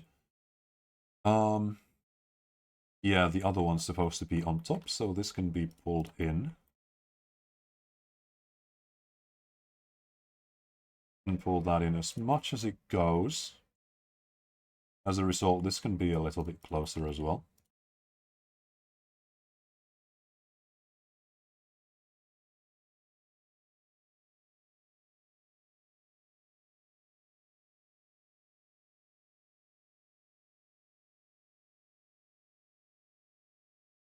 And this needs to be more clearly in front.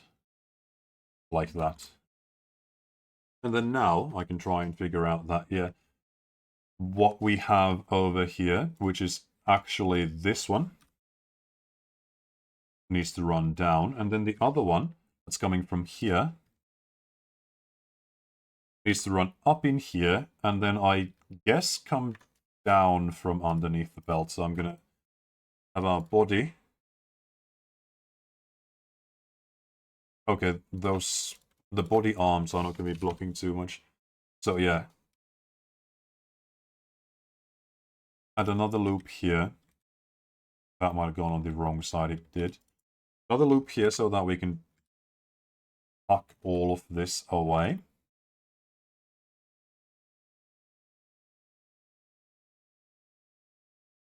Like this. And then because we added a loop, this one's going to be floating a little bit. And then on the other side, it's going to be the same deal, but except this time for... That's gone on the wrong... No, it has not gone on the wrong side. For the other loop.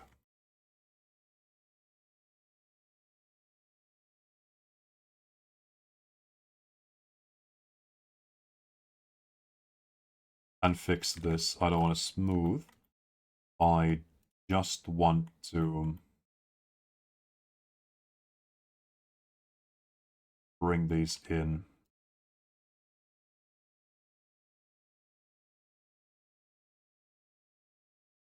Poking very slightly from some angles, so bring that closer in. And this is something, because it's going to be hidden by the upper belt, it can dig into the skin, like it's going to be clipping over here. That's fine, because that's not going to be visible. So now just look for any bits that have clipping that would be visible. And try and fix those. So here as well.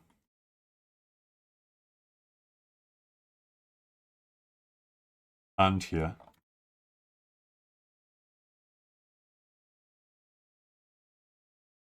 And I think that's them done.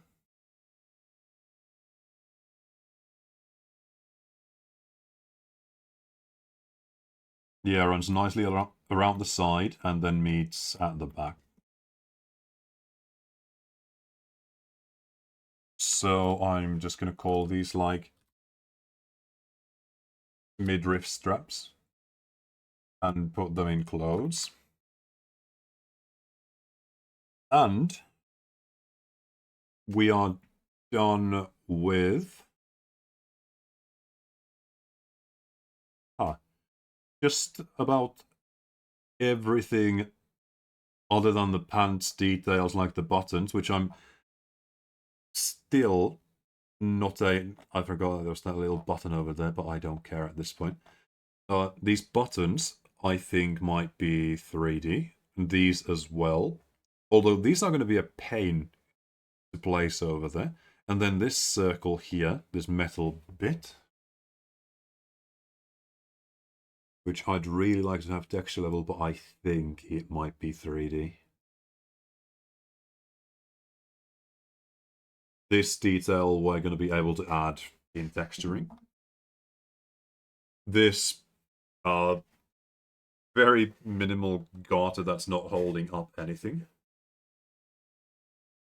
And that's another thing that I would like to add as late as possible, because for that to work, I'm going to need to enable, like, apply our body mirror,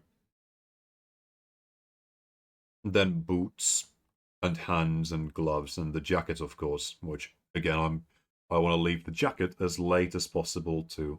I guess I could do the jacket now, because we now have everything above the waist done.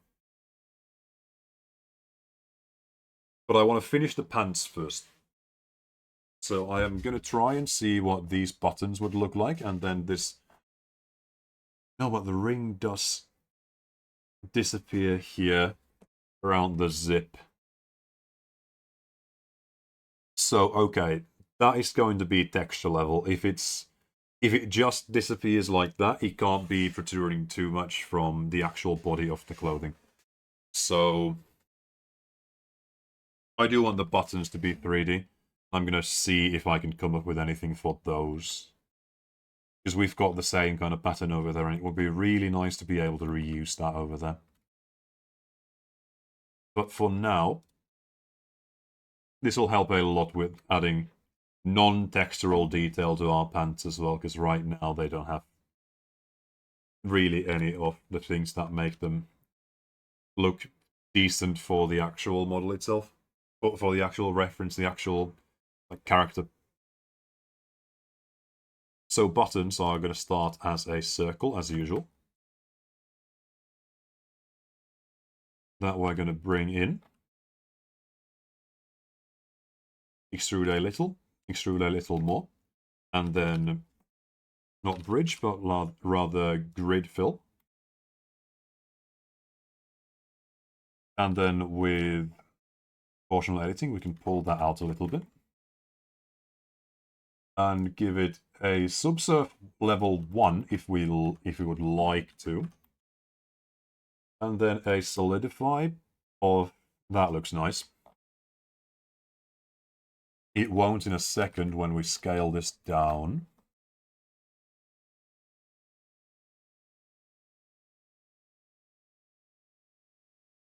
So that's about the size we're aiming for.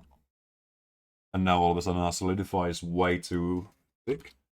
So make that about 003.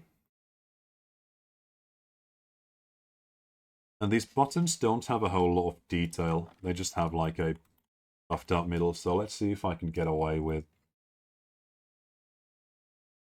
See, for something like this, I kind of prefer this over this. So I'm going to delete our subsurf.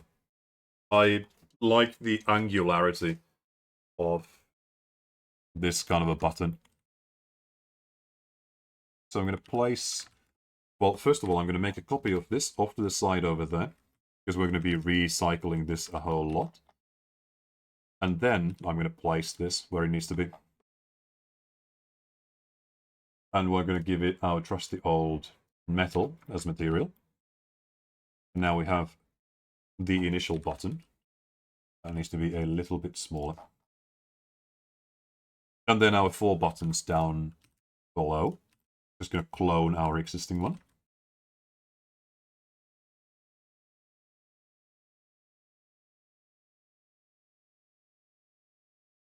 And then these all need to be like individually rotated and placed.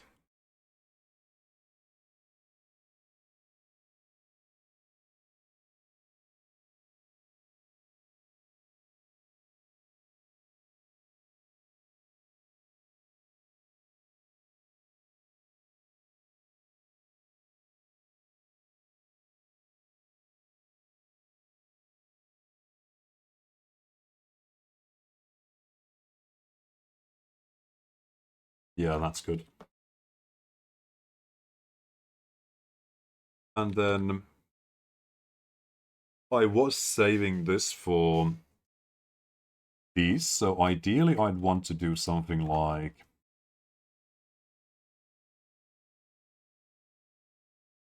do I want to proceed with this, or do I want to make those simpler? And do we use any buttons elsewhere? Well, there's one, but I can live with copying one of the rotated ones. I'm going to delete this button for now and try something a little bit different for the little dots. Still starting with a circle.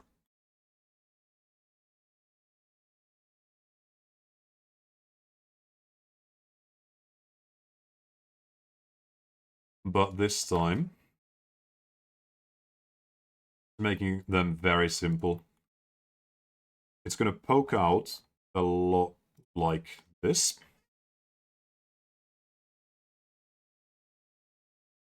And it's also going to be solid. And I want to say not that solid, but 0.005. I want to say these are going to be more solid than the actual buttons. And then, again, just kind of make a 4x4 grid of these.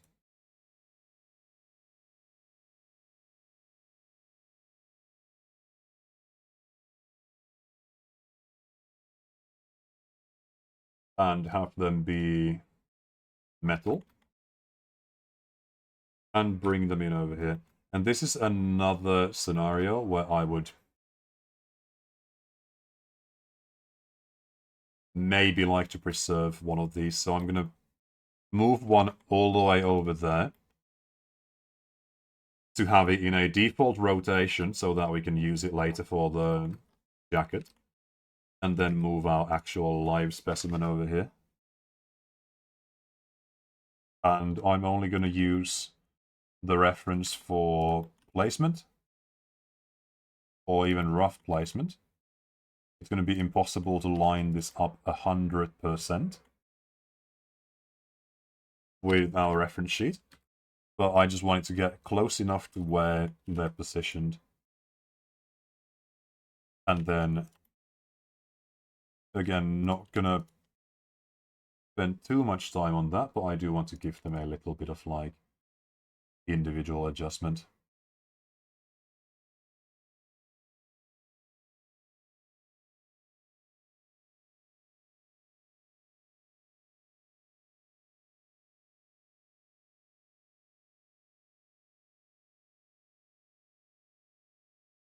Would have been much easier to do this at a texture level, but I do think these are going to be 3D, and I do think they're going to look nicer when they're 3D, so I'm going to leave them like this, put in a little bit extra effort.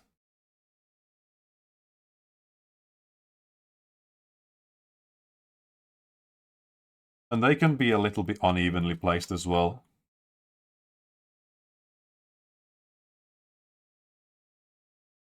I don't want the differences to be too drastic, but there can be differences.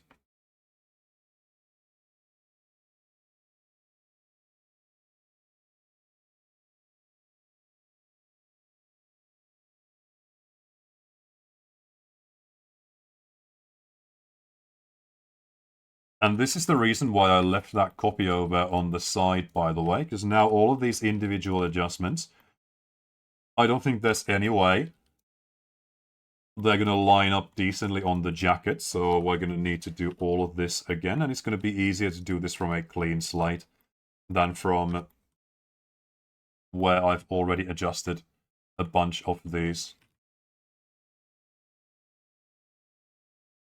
in all kinds of different ways.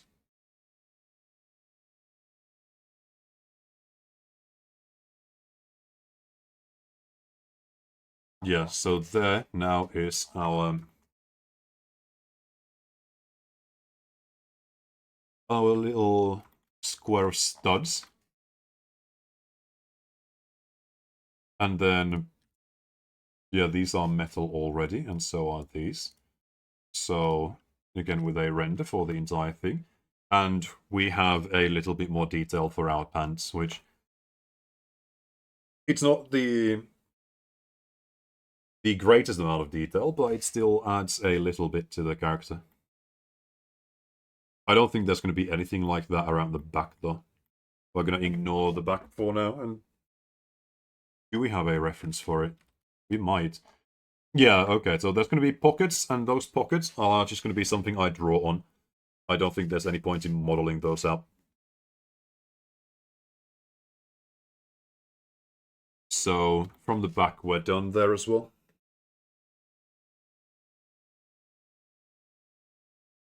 So then now, I think I might move on to the jacket. So I'm kind of trying to figure out how to do this. I've got a general approach I use for any kind of shirt. And even though we've got that opening in the middle, that doesn't really change anything. So I'm going to be going with the general approach. I'm once again going to rename a couple of things. So these are going to be pants studs. And this is going to be pants buttons. And they are all going to be under clothing. So, for the jacket, what do I want to hide? First of all, I kind of only want to have the body and the top visible for this as a guideline for where the jacket's actually going to run. And we're going to start off with a circle, just like we started with the top. I'm going to switch references now. Even though, again, for clothing like this, tracing is 100% not necessarily. You could just feel it out. We don't have a side reference for the jacket, which is a little bit unfortunate, but we're going to know that it's hanging a little bit loose. So I'm going to account for that by doing it like this. And yeah, I'm going to mirror it on the right side. Usually for like the top layer of clothing, I do the mirror differently, but I'm going to try it this way around for now. Because everything else I've done has been mirrored this way. So do our mirror and our subsurf. And just roughly again sketch out where our jacket would be. I'm going to hide the top. It just gets in the way. I only want the body as my kind of general reference. So we know that here it goes about this wide and then gets brought back in further. And I want to end it about where the armpits are. So something along these lines. I'm generally going to just widen it out to about where it should be. We know that this edge is going to be... Is that clipping? It just clips into the sleeves. Or maybe it curves really hard. It looks like it's clipping because this edge kind of disappears, but I guess it just curves really hard around the arms. So it only ever goes about this wide over here.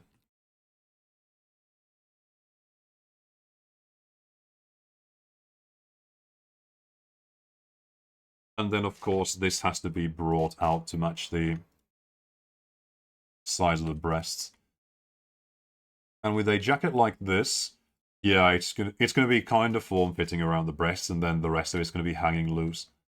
So I'm keeping the middle bit of our jacket for now. We're gonna delete that later. I'm just not gonna care very much about where the middle bit is. And this would be about the time when I would want to unhide our top, so that we can really understand where our jacket needs to be. Along those lines. Do a back reference for it? Yes, we do. I don't know how much I can trust this, but it would be around here. And do we get to see where? Yeah, so it runs kind of close to the body. Over here, like even closer. Like so. I'm going to need more detail and definition over here on both angles.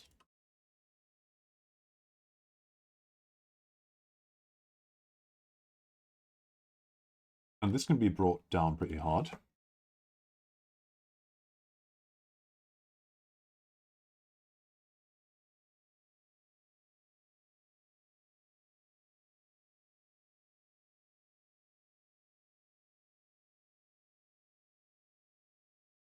Then we need to move upwards. I'm going to add another loop here.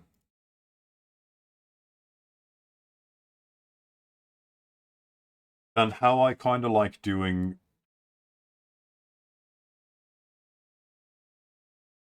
the sleeves and so on is I'm gonna... Well, first of all, I need to bring out the back of the jacket as well.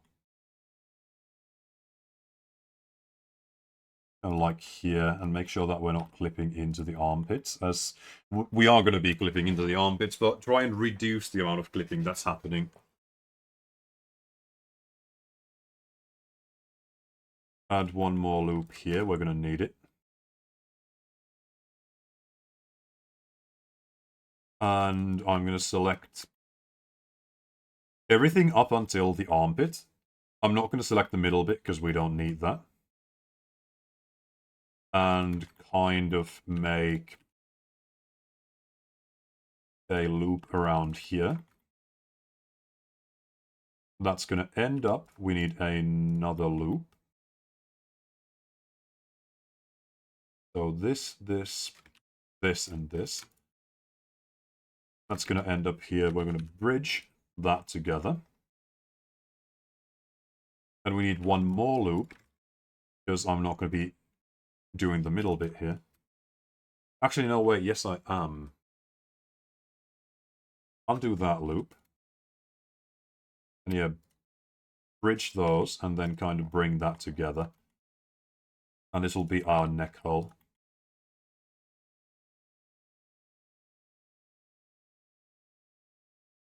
So this is, of course, nowhere near where we actually want it to be, but we're just kind of sketching things out.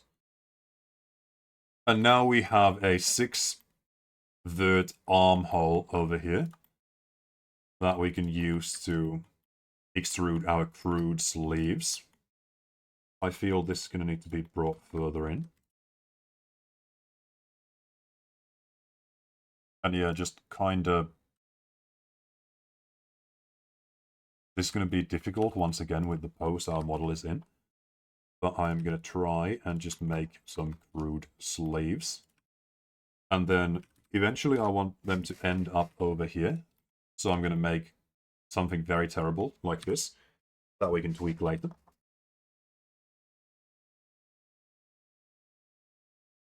And sketch out about where we want our sleeves to be. So they end here. I'm going to undo all of that for now, actually. Because what I do want to do first is our little trick of making things circular. So Shift-Alt-S and 1. And now we have a more circular start for our sleeves. So now, stretch it past over here.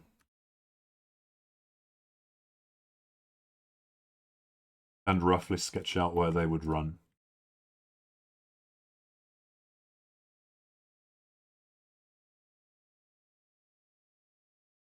And then we're going to need to add a loop here. And possibly a loop here, so that we can add this crease over here. It would be a little bit smoother, so this can slide down a little. But yeah, we need that, like, sleeve ending crease over there.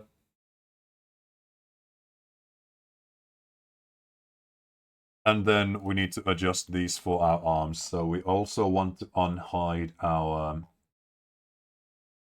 sleeves and anything relating to our sleeves.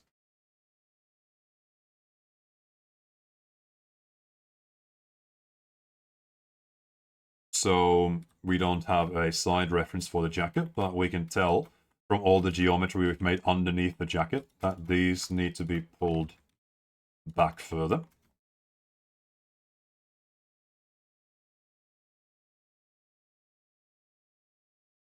And try and just cover all of the geometry underneath.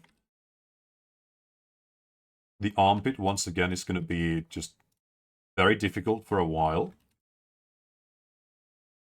That's something we can only fix after we get our model in a better pose.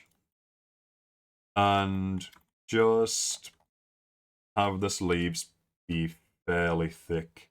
Those are maybe a little bit too thick or misplaced. And then I don't want them to be as thick on the y-axis. Like, if possible, I'd like to, instead of scaling, just pull this back. And have it be something like this. And now we've got something that's actually starting to kind of resemble a jacket. So now that we've made our arms, our sleeves, we can go in and delete these middle vertices so that we have the actual hanging look of the jacket. I'm going to hide everything else, but I want to be able to see where the jacket actually runs. We're going to need a loop over here to make this edge very sharp, so that we can get this kind of an effect.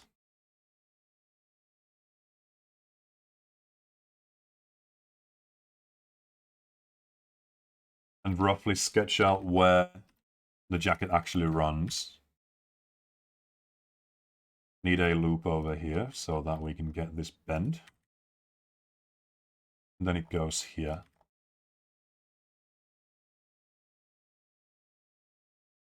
Do the same for the bottom, just roughly kind of try and follow along the reference.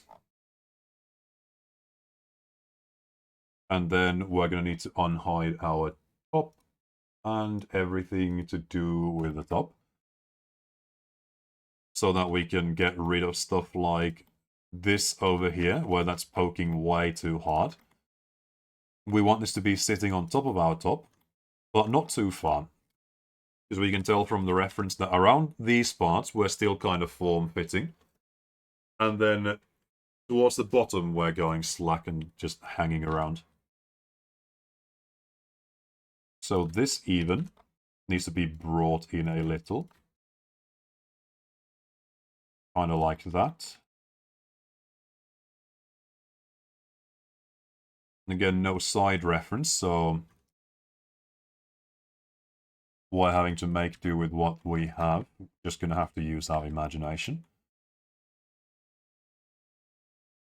But right now, I'm going to want to unhide our actual body as well, and our arms, to tell how close to the skin we can go. So this can hang further down, very much like that. This I'm just going to smooth and then pull back up. This will get closer.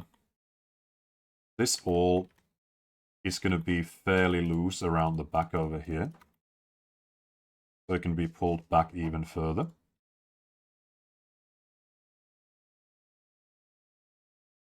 But ideally without making a crease down the middle.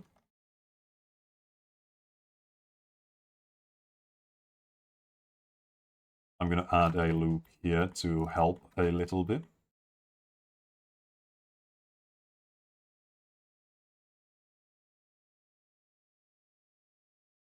This kind of geometry is a slight unfortunate side effect of the way I did the back here and like the neck hole. I wonder if this could be fixed a little bit. Say if I delete those and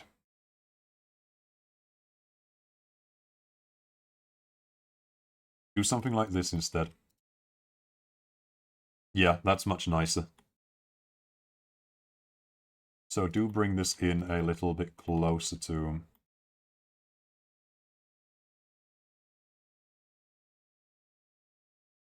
here. Got some very bumpy shoulders here, that can be fixed.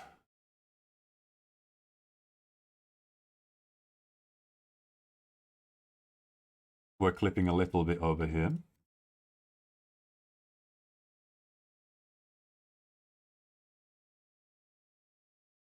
So now I'm going to want to give this our pants material. There's some more poking.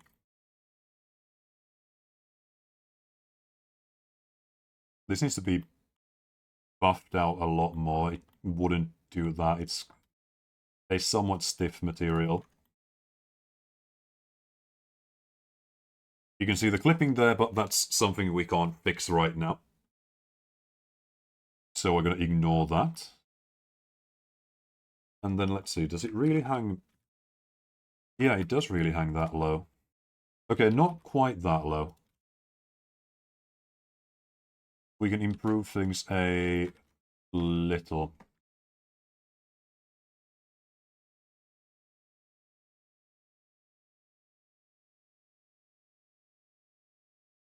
Yeah, again, I can feel, for some reason, the... Oh, I do have some frontal ones selected. I can feel that for some reason, just the existence of the reference image is causing OBS. Well, not necessarily OBS, but just my system to struggle. And that's weird. That might just be like one of those Blender 2.79 quirks of... Okay, these can be wider like that.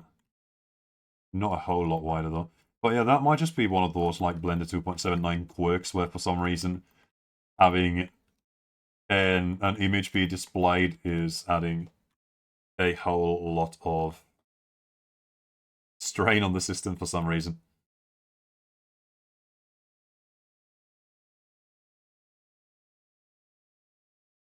This needs to be thinner.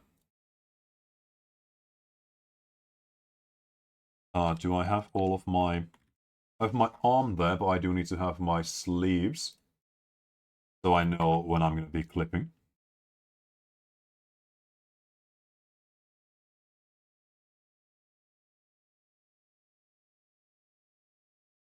And that's about when I'm going to be clipping.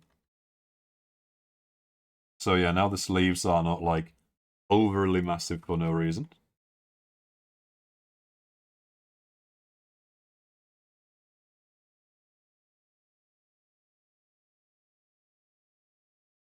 Still nothing I can do about this geometry, but we just need to ignore it for now, even though I don't like it. I guess that's made it a little bit better.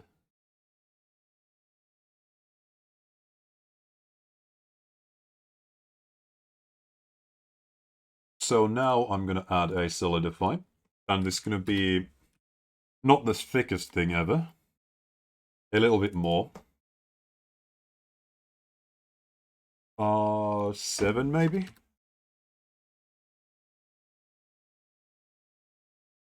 Yeah, I'm going to make that a 7. Our collar doesn't look ideal right now.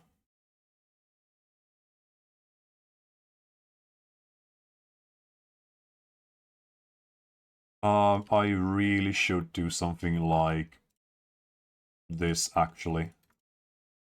Yeah, that's kind of the missing piece here. Yeah, that's much nicer. So we kind of have the beginnings of our very extensive collar over here. So for that purpose, I'm going to once again hide everything else. Make sure that we actually follow the shape of the jacket here. And then I know that the collar is going to start about, yeah. So I'm going to select all of the bits that would make up the collar. So not these. And I'm going to extrude. And scale and grab like this. And then I'm going to flip the... Well, I'm going to try and select all the faces that's created like this, and then I'm going to flip the normals on those. Or maybe I'm not going to flip the normals on those. That kind of looks bad. Yeah, this is just how it's going to be. It's going to be a little bit more difficult to work on the collar, but it's going to be looking nicer than like this. Like that crease would be a little bit unnatural, I think. I'd have to find... Maybe add a loop. Nah, no. I'm just going to have the normals be this way. And then with this, we can kind of, again, trace around where the collar should run.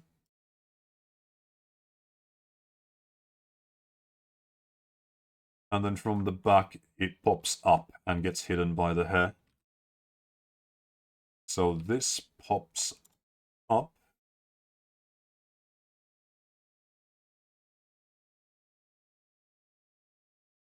And probably pulls in a little bit like this.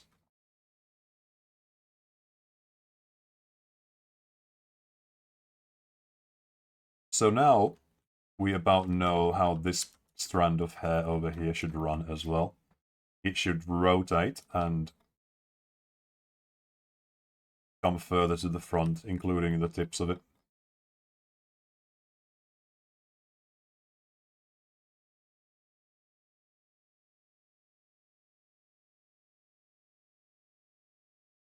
I'm going to pull it a little bit more carefully to try and maintain a more natural flow.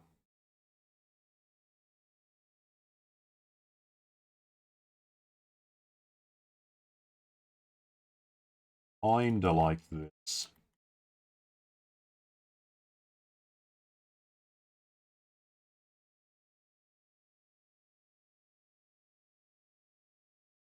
And then I'm going to trust the frontal reference and have it be a little bit further up here.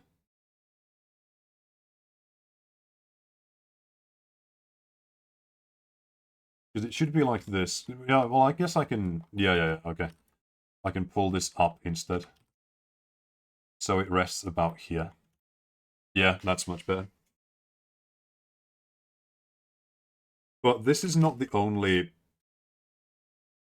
collar kind of a thing that our jacket has. We also have this over here, which is gonna be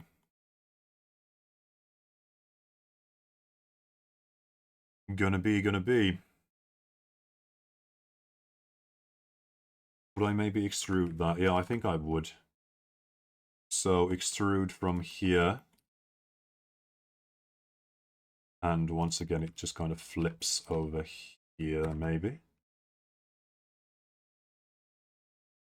Yeah, it's kind of hard to see. So I'm going to need to hide everything else. And yeah, it runs to over here.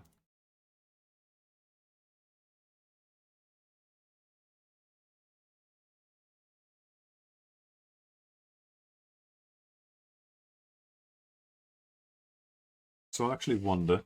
Oh, I can't undo anymore. So I'm going to have to delete these vertices. I actually wonder what would happen if I included this here as well.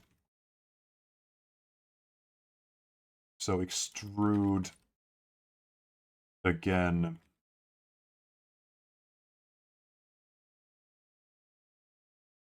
More like, yeah, I think that's better. So it runs around.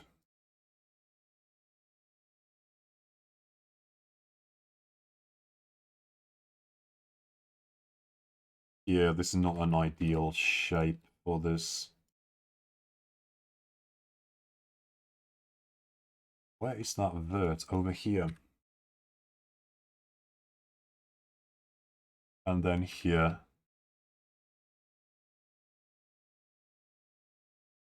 And this needs to be brought in a lot more.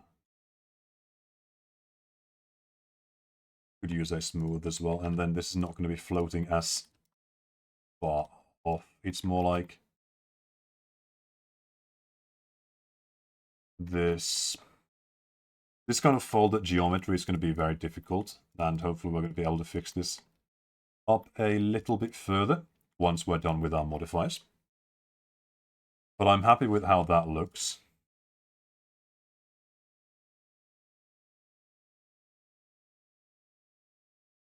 And I want to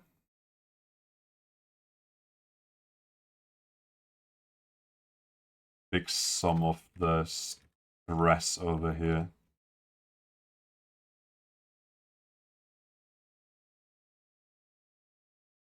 And then unhide everything again and see if we've got... I'm going to hide the hair because that gets distracting. Make sure that there's no clipping like we can see over here. Even the choker's clipping through. So that has to be more like that.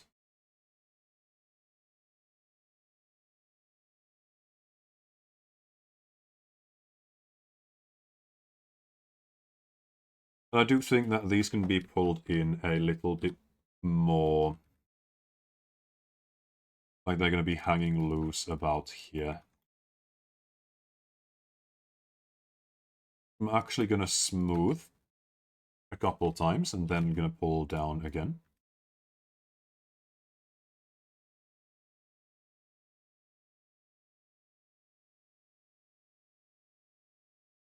And then adjust from the back as well. I don't exactly like how low the back is. Like this somehow looks a little bit unnatural. So I'm going to try and bring these down as well. Okay, that's a little bit better. The shoulders upset me, but we will live with that for now.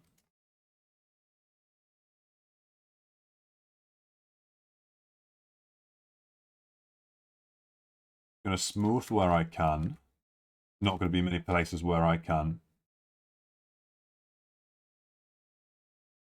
And around here, it really does need to be hanging like... I want to bring it a little bit closer. I want to do like this, and then I want to smooth these. Yeah.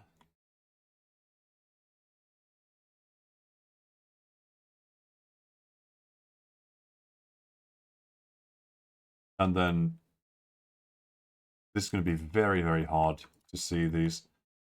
Can I... Yeah, okay, I can toggle solidify on like that. And that will make it a little bit easier to pull this closer.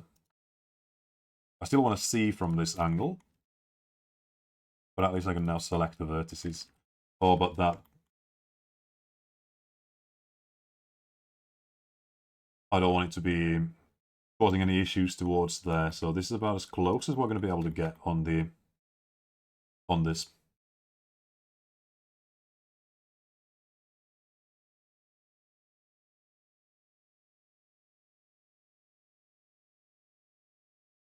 Still a bit surprised that the color just like pops up over here. I guess it's not as drastic. More like this. Yeah.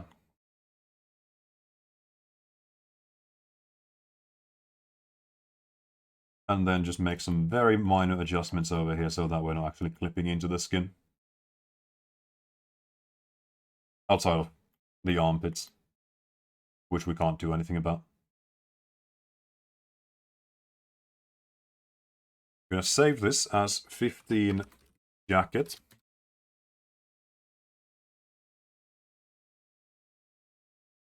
And kind of see, well, first of all, just give it a render again to appreciate what we've done.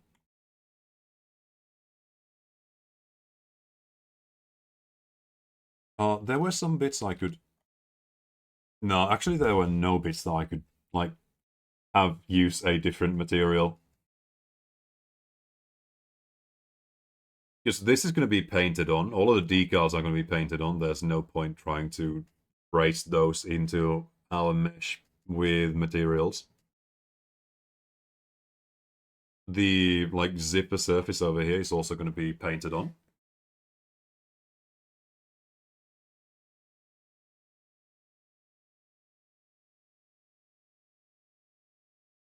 And a lot of the detail for the jacket comes in form of these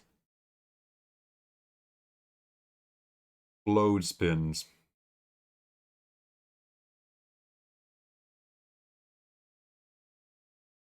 So, as for right now, I'm happy with this as a jacket. One thing we can actually check for is... Oh, no, the shoulders are actually about where they should be. I kind of thought they looked a little bit too buff. But no, that's just kind of how they're meant to be. I do want this to be creased in further, though, if possible.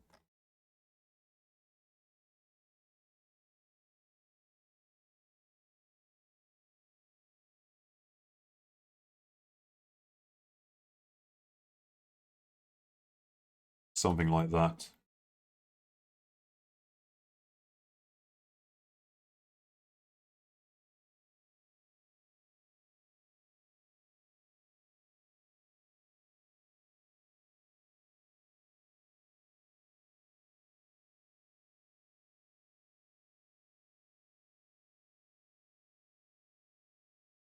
Just once again looking for any kind of issues anywhere that I haven't been able to spot so far.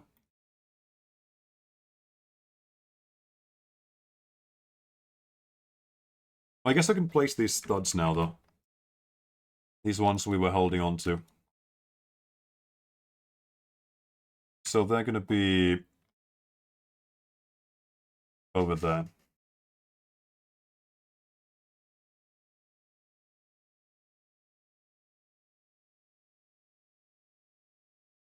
So use this as a placement reference above all. That is actually 4x5, but I'm not going to care to that extent about that. So I'm going to place these.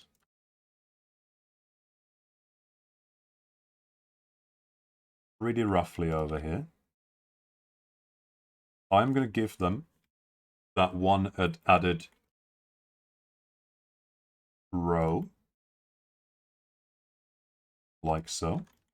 And that's going to add as a little bit of detail on the jacket. So I'm going to save over 15 jacket, and I'm going to call it here, because we've made another decent chunk of progress. And it has been almost 3 hours, so that is good enough for this session. So we accomplished a lot of the frills and so on around the top, and we made the jacket, and we added a little bit of detail to the pants.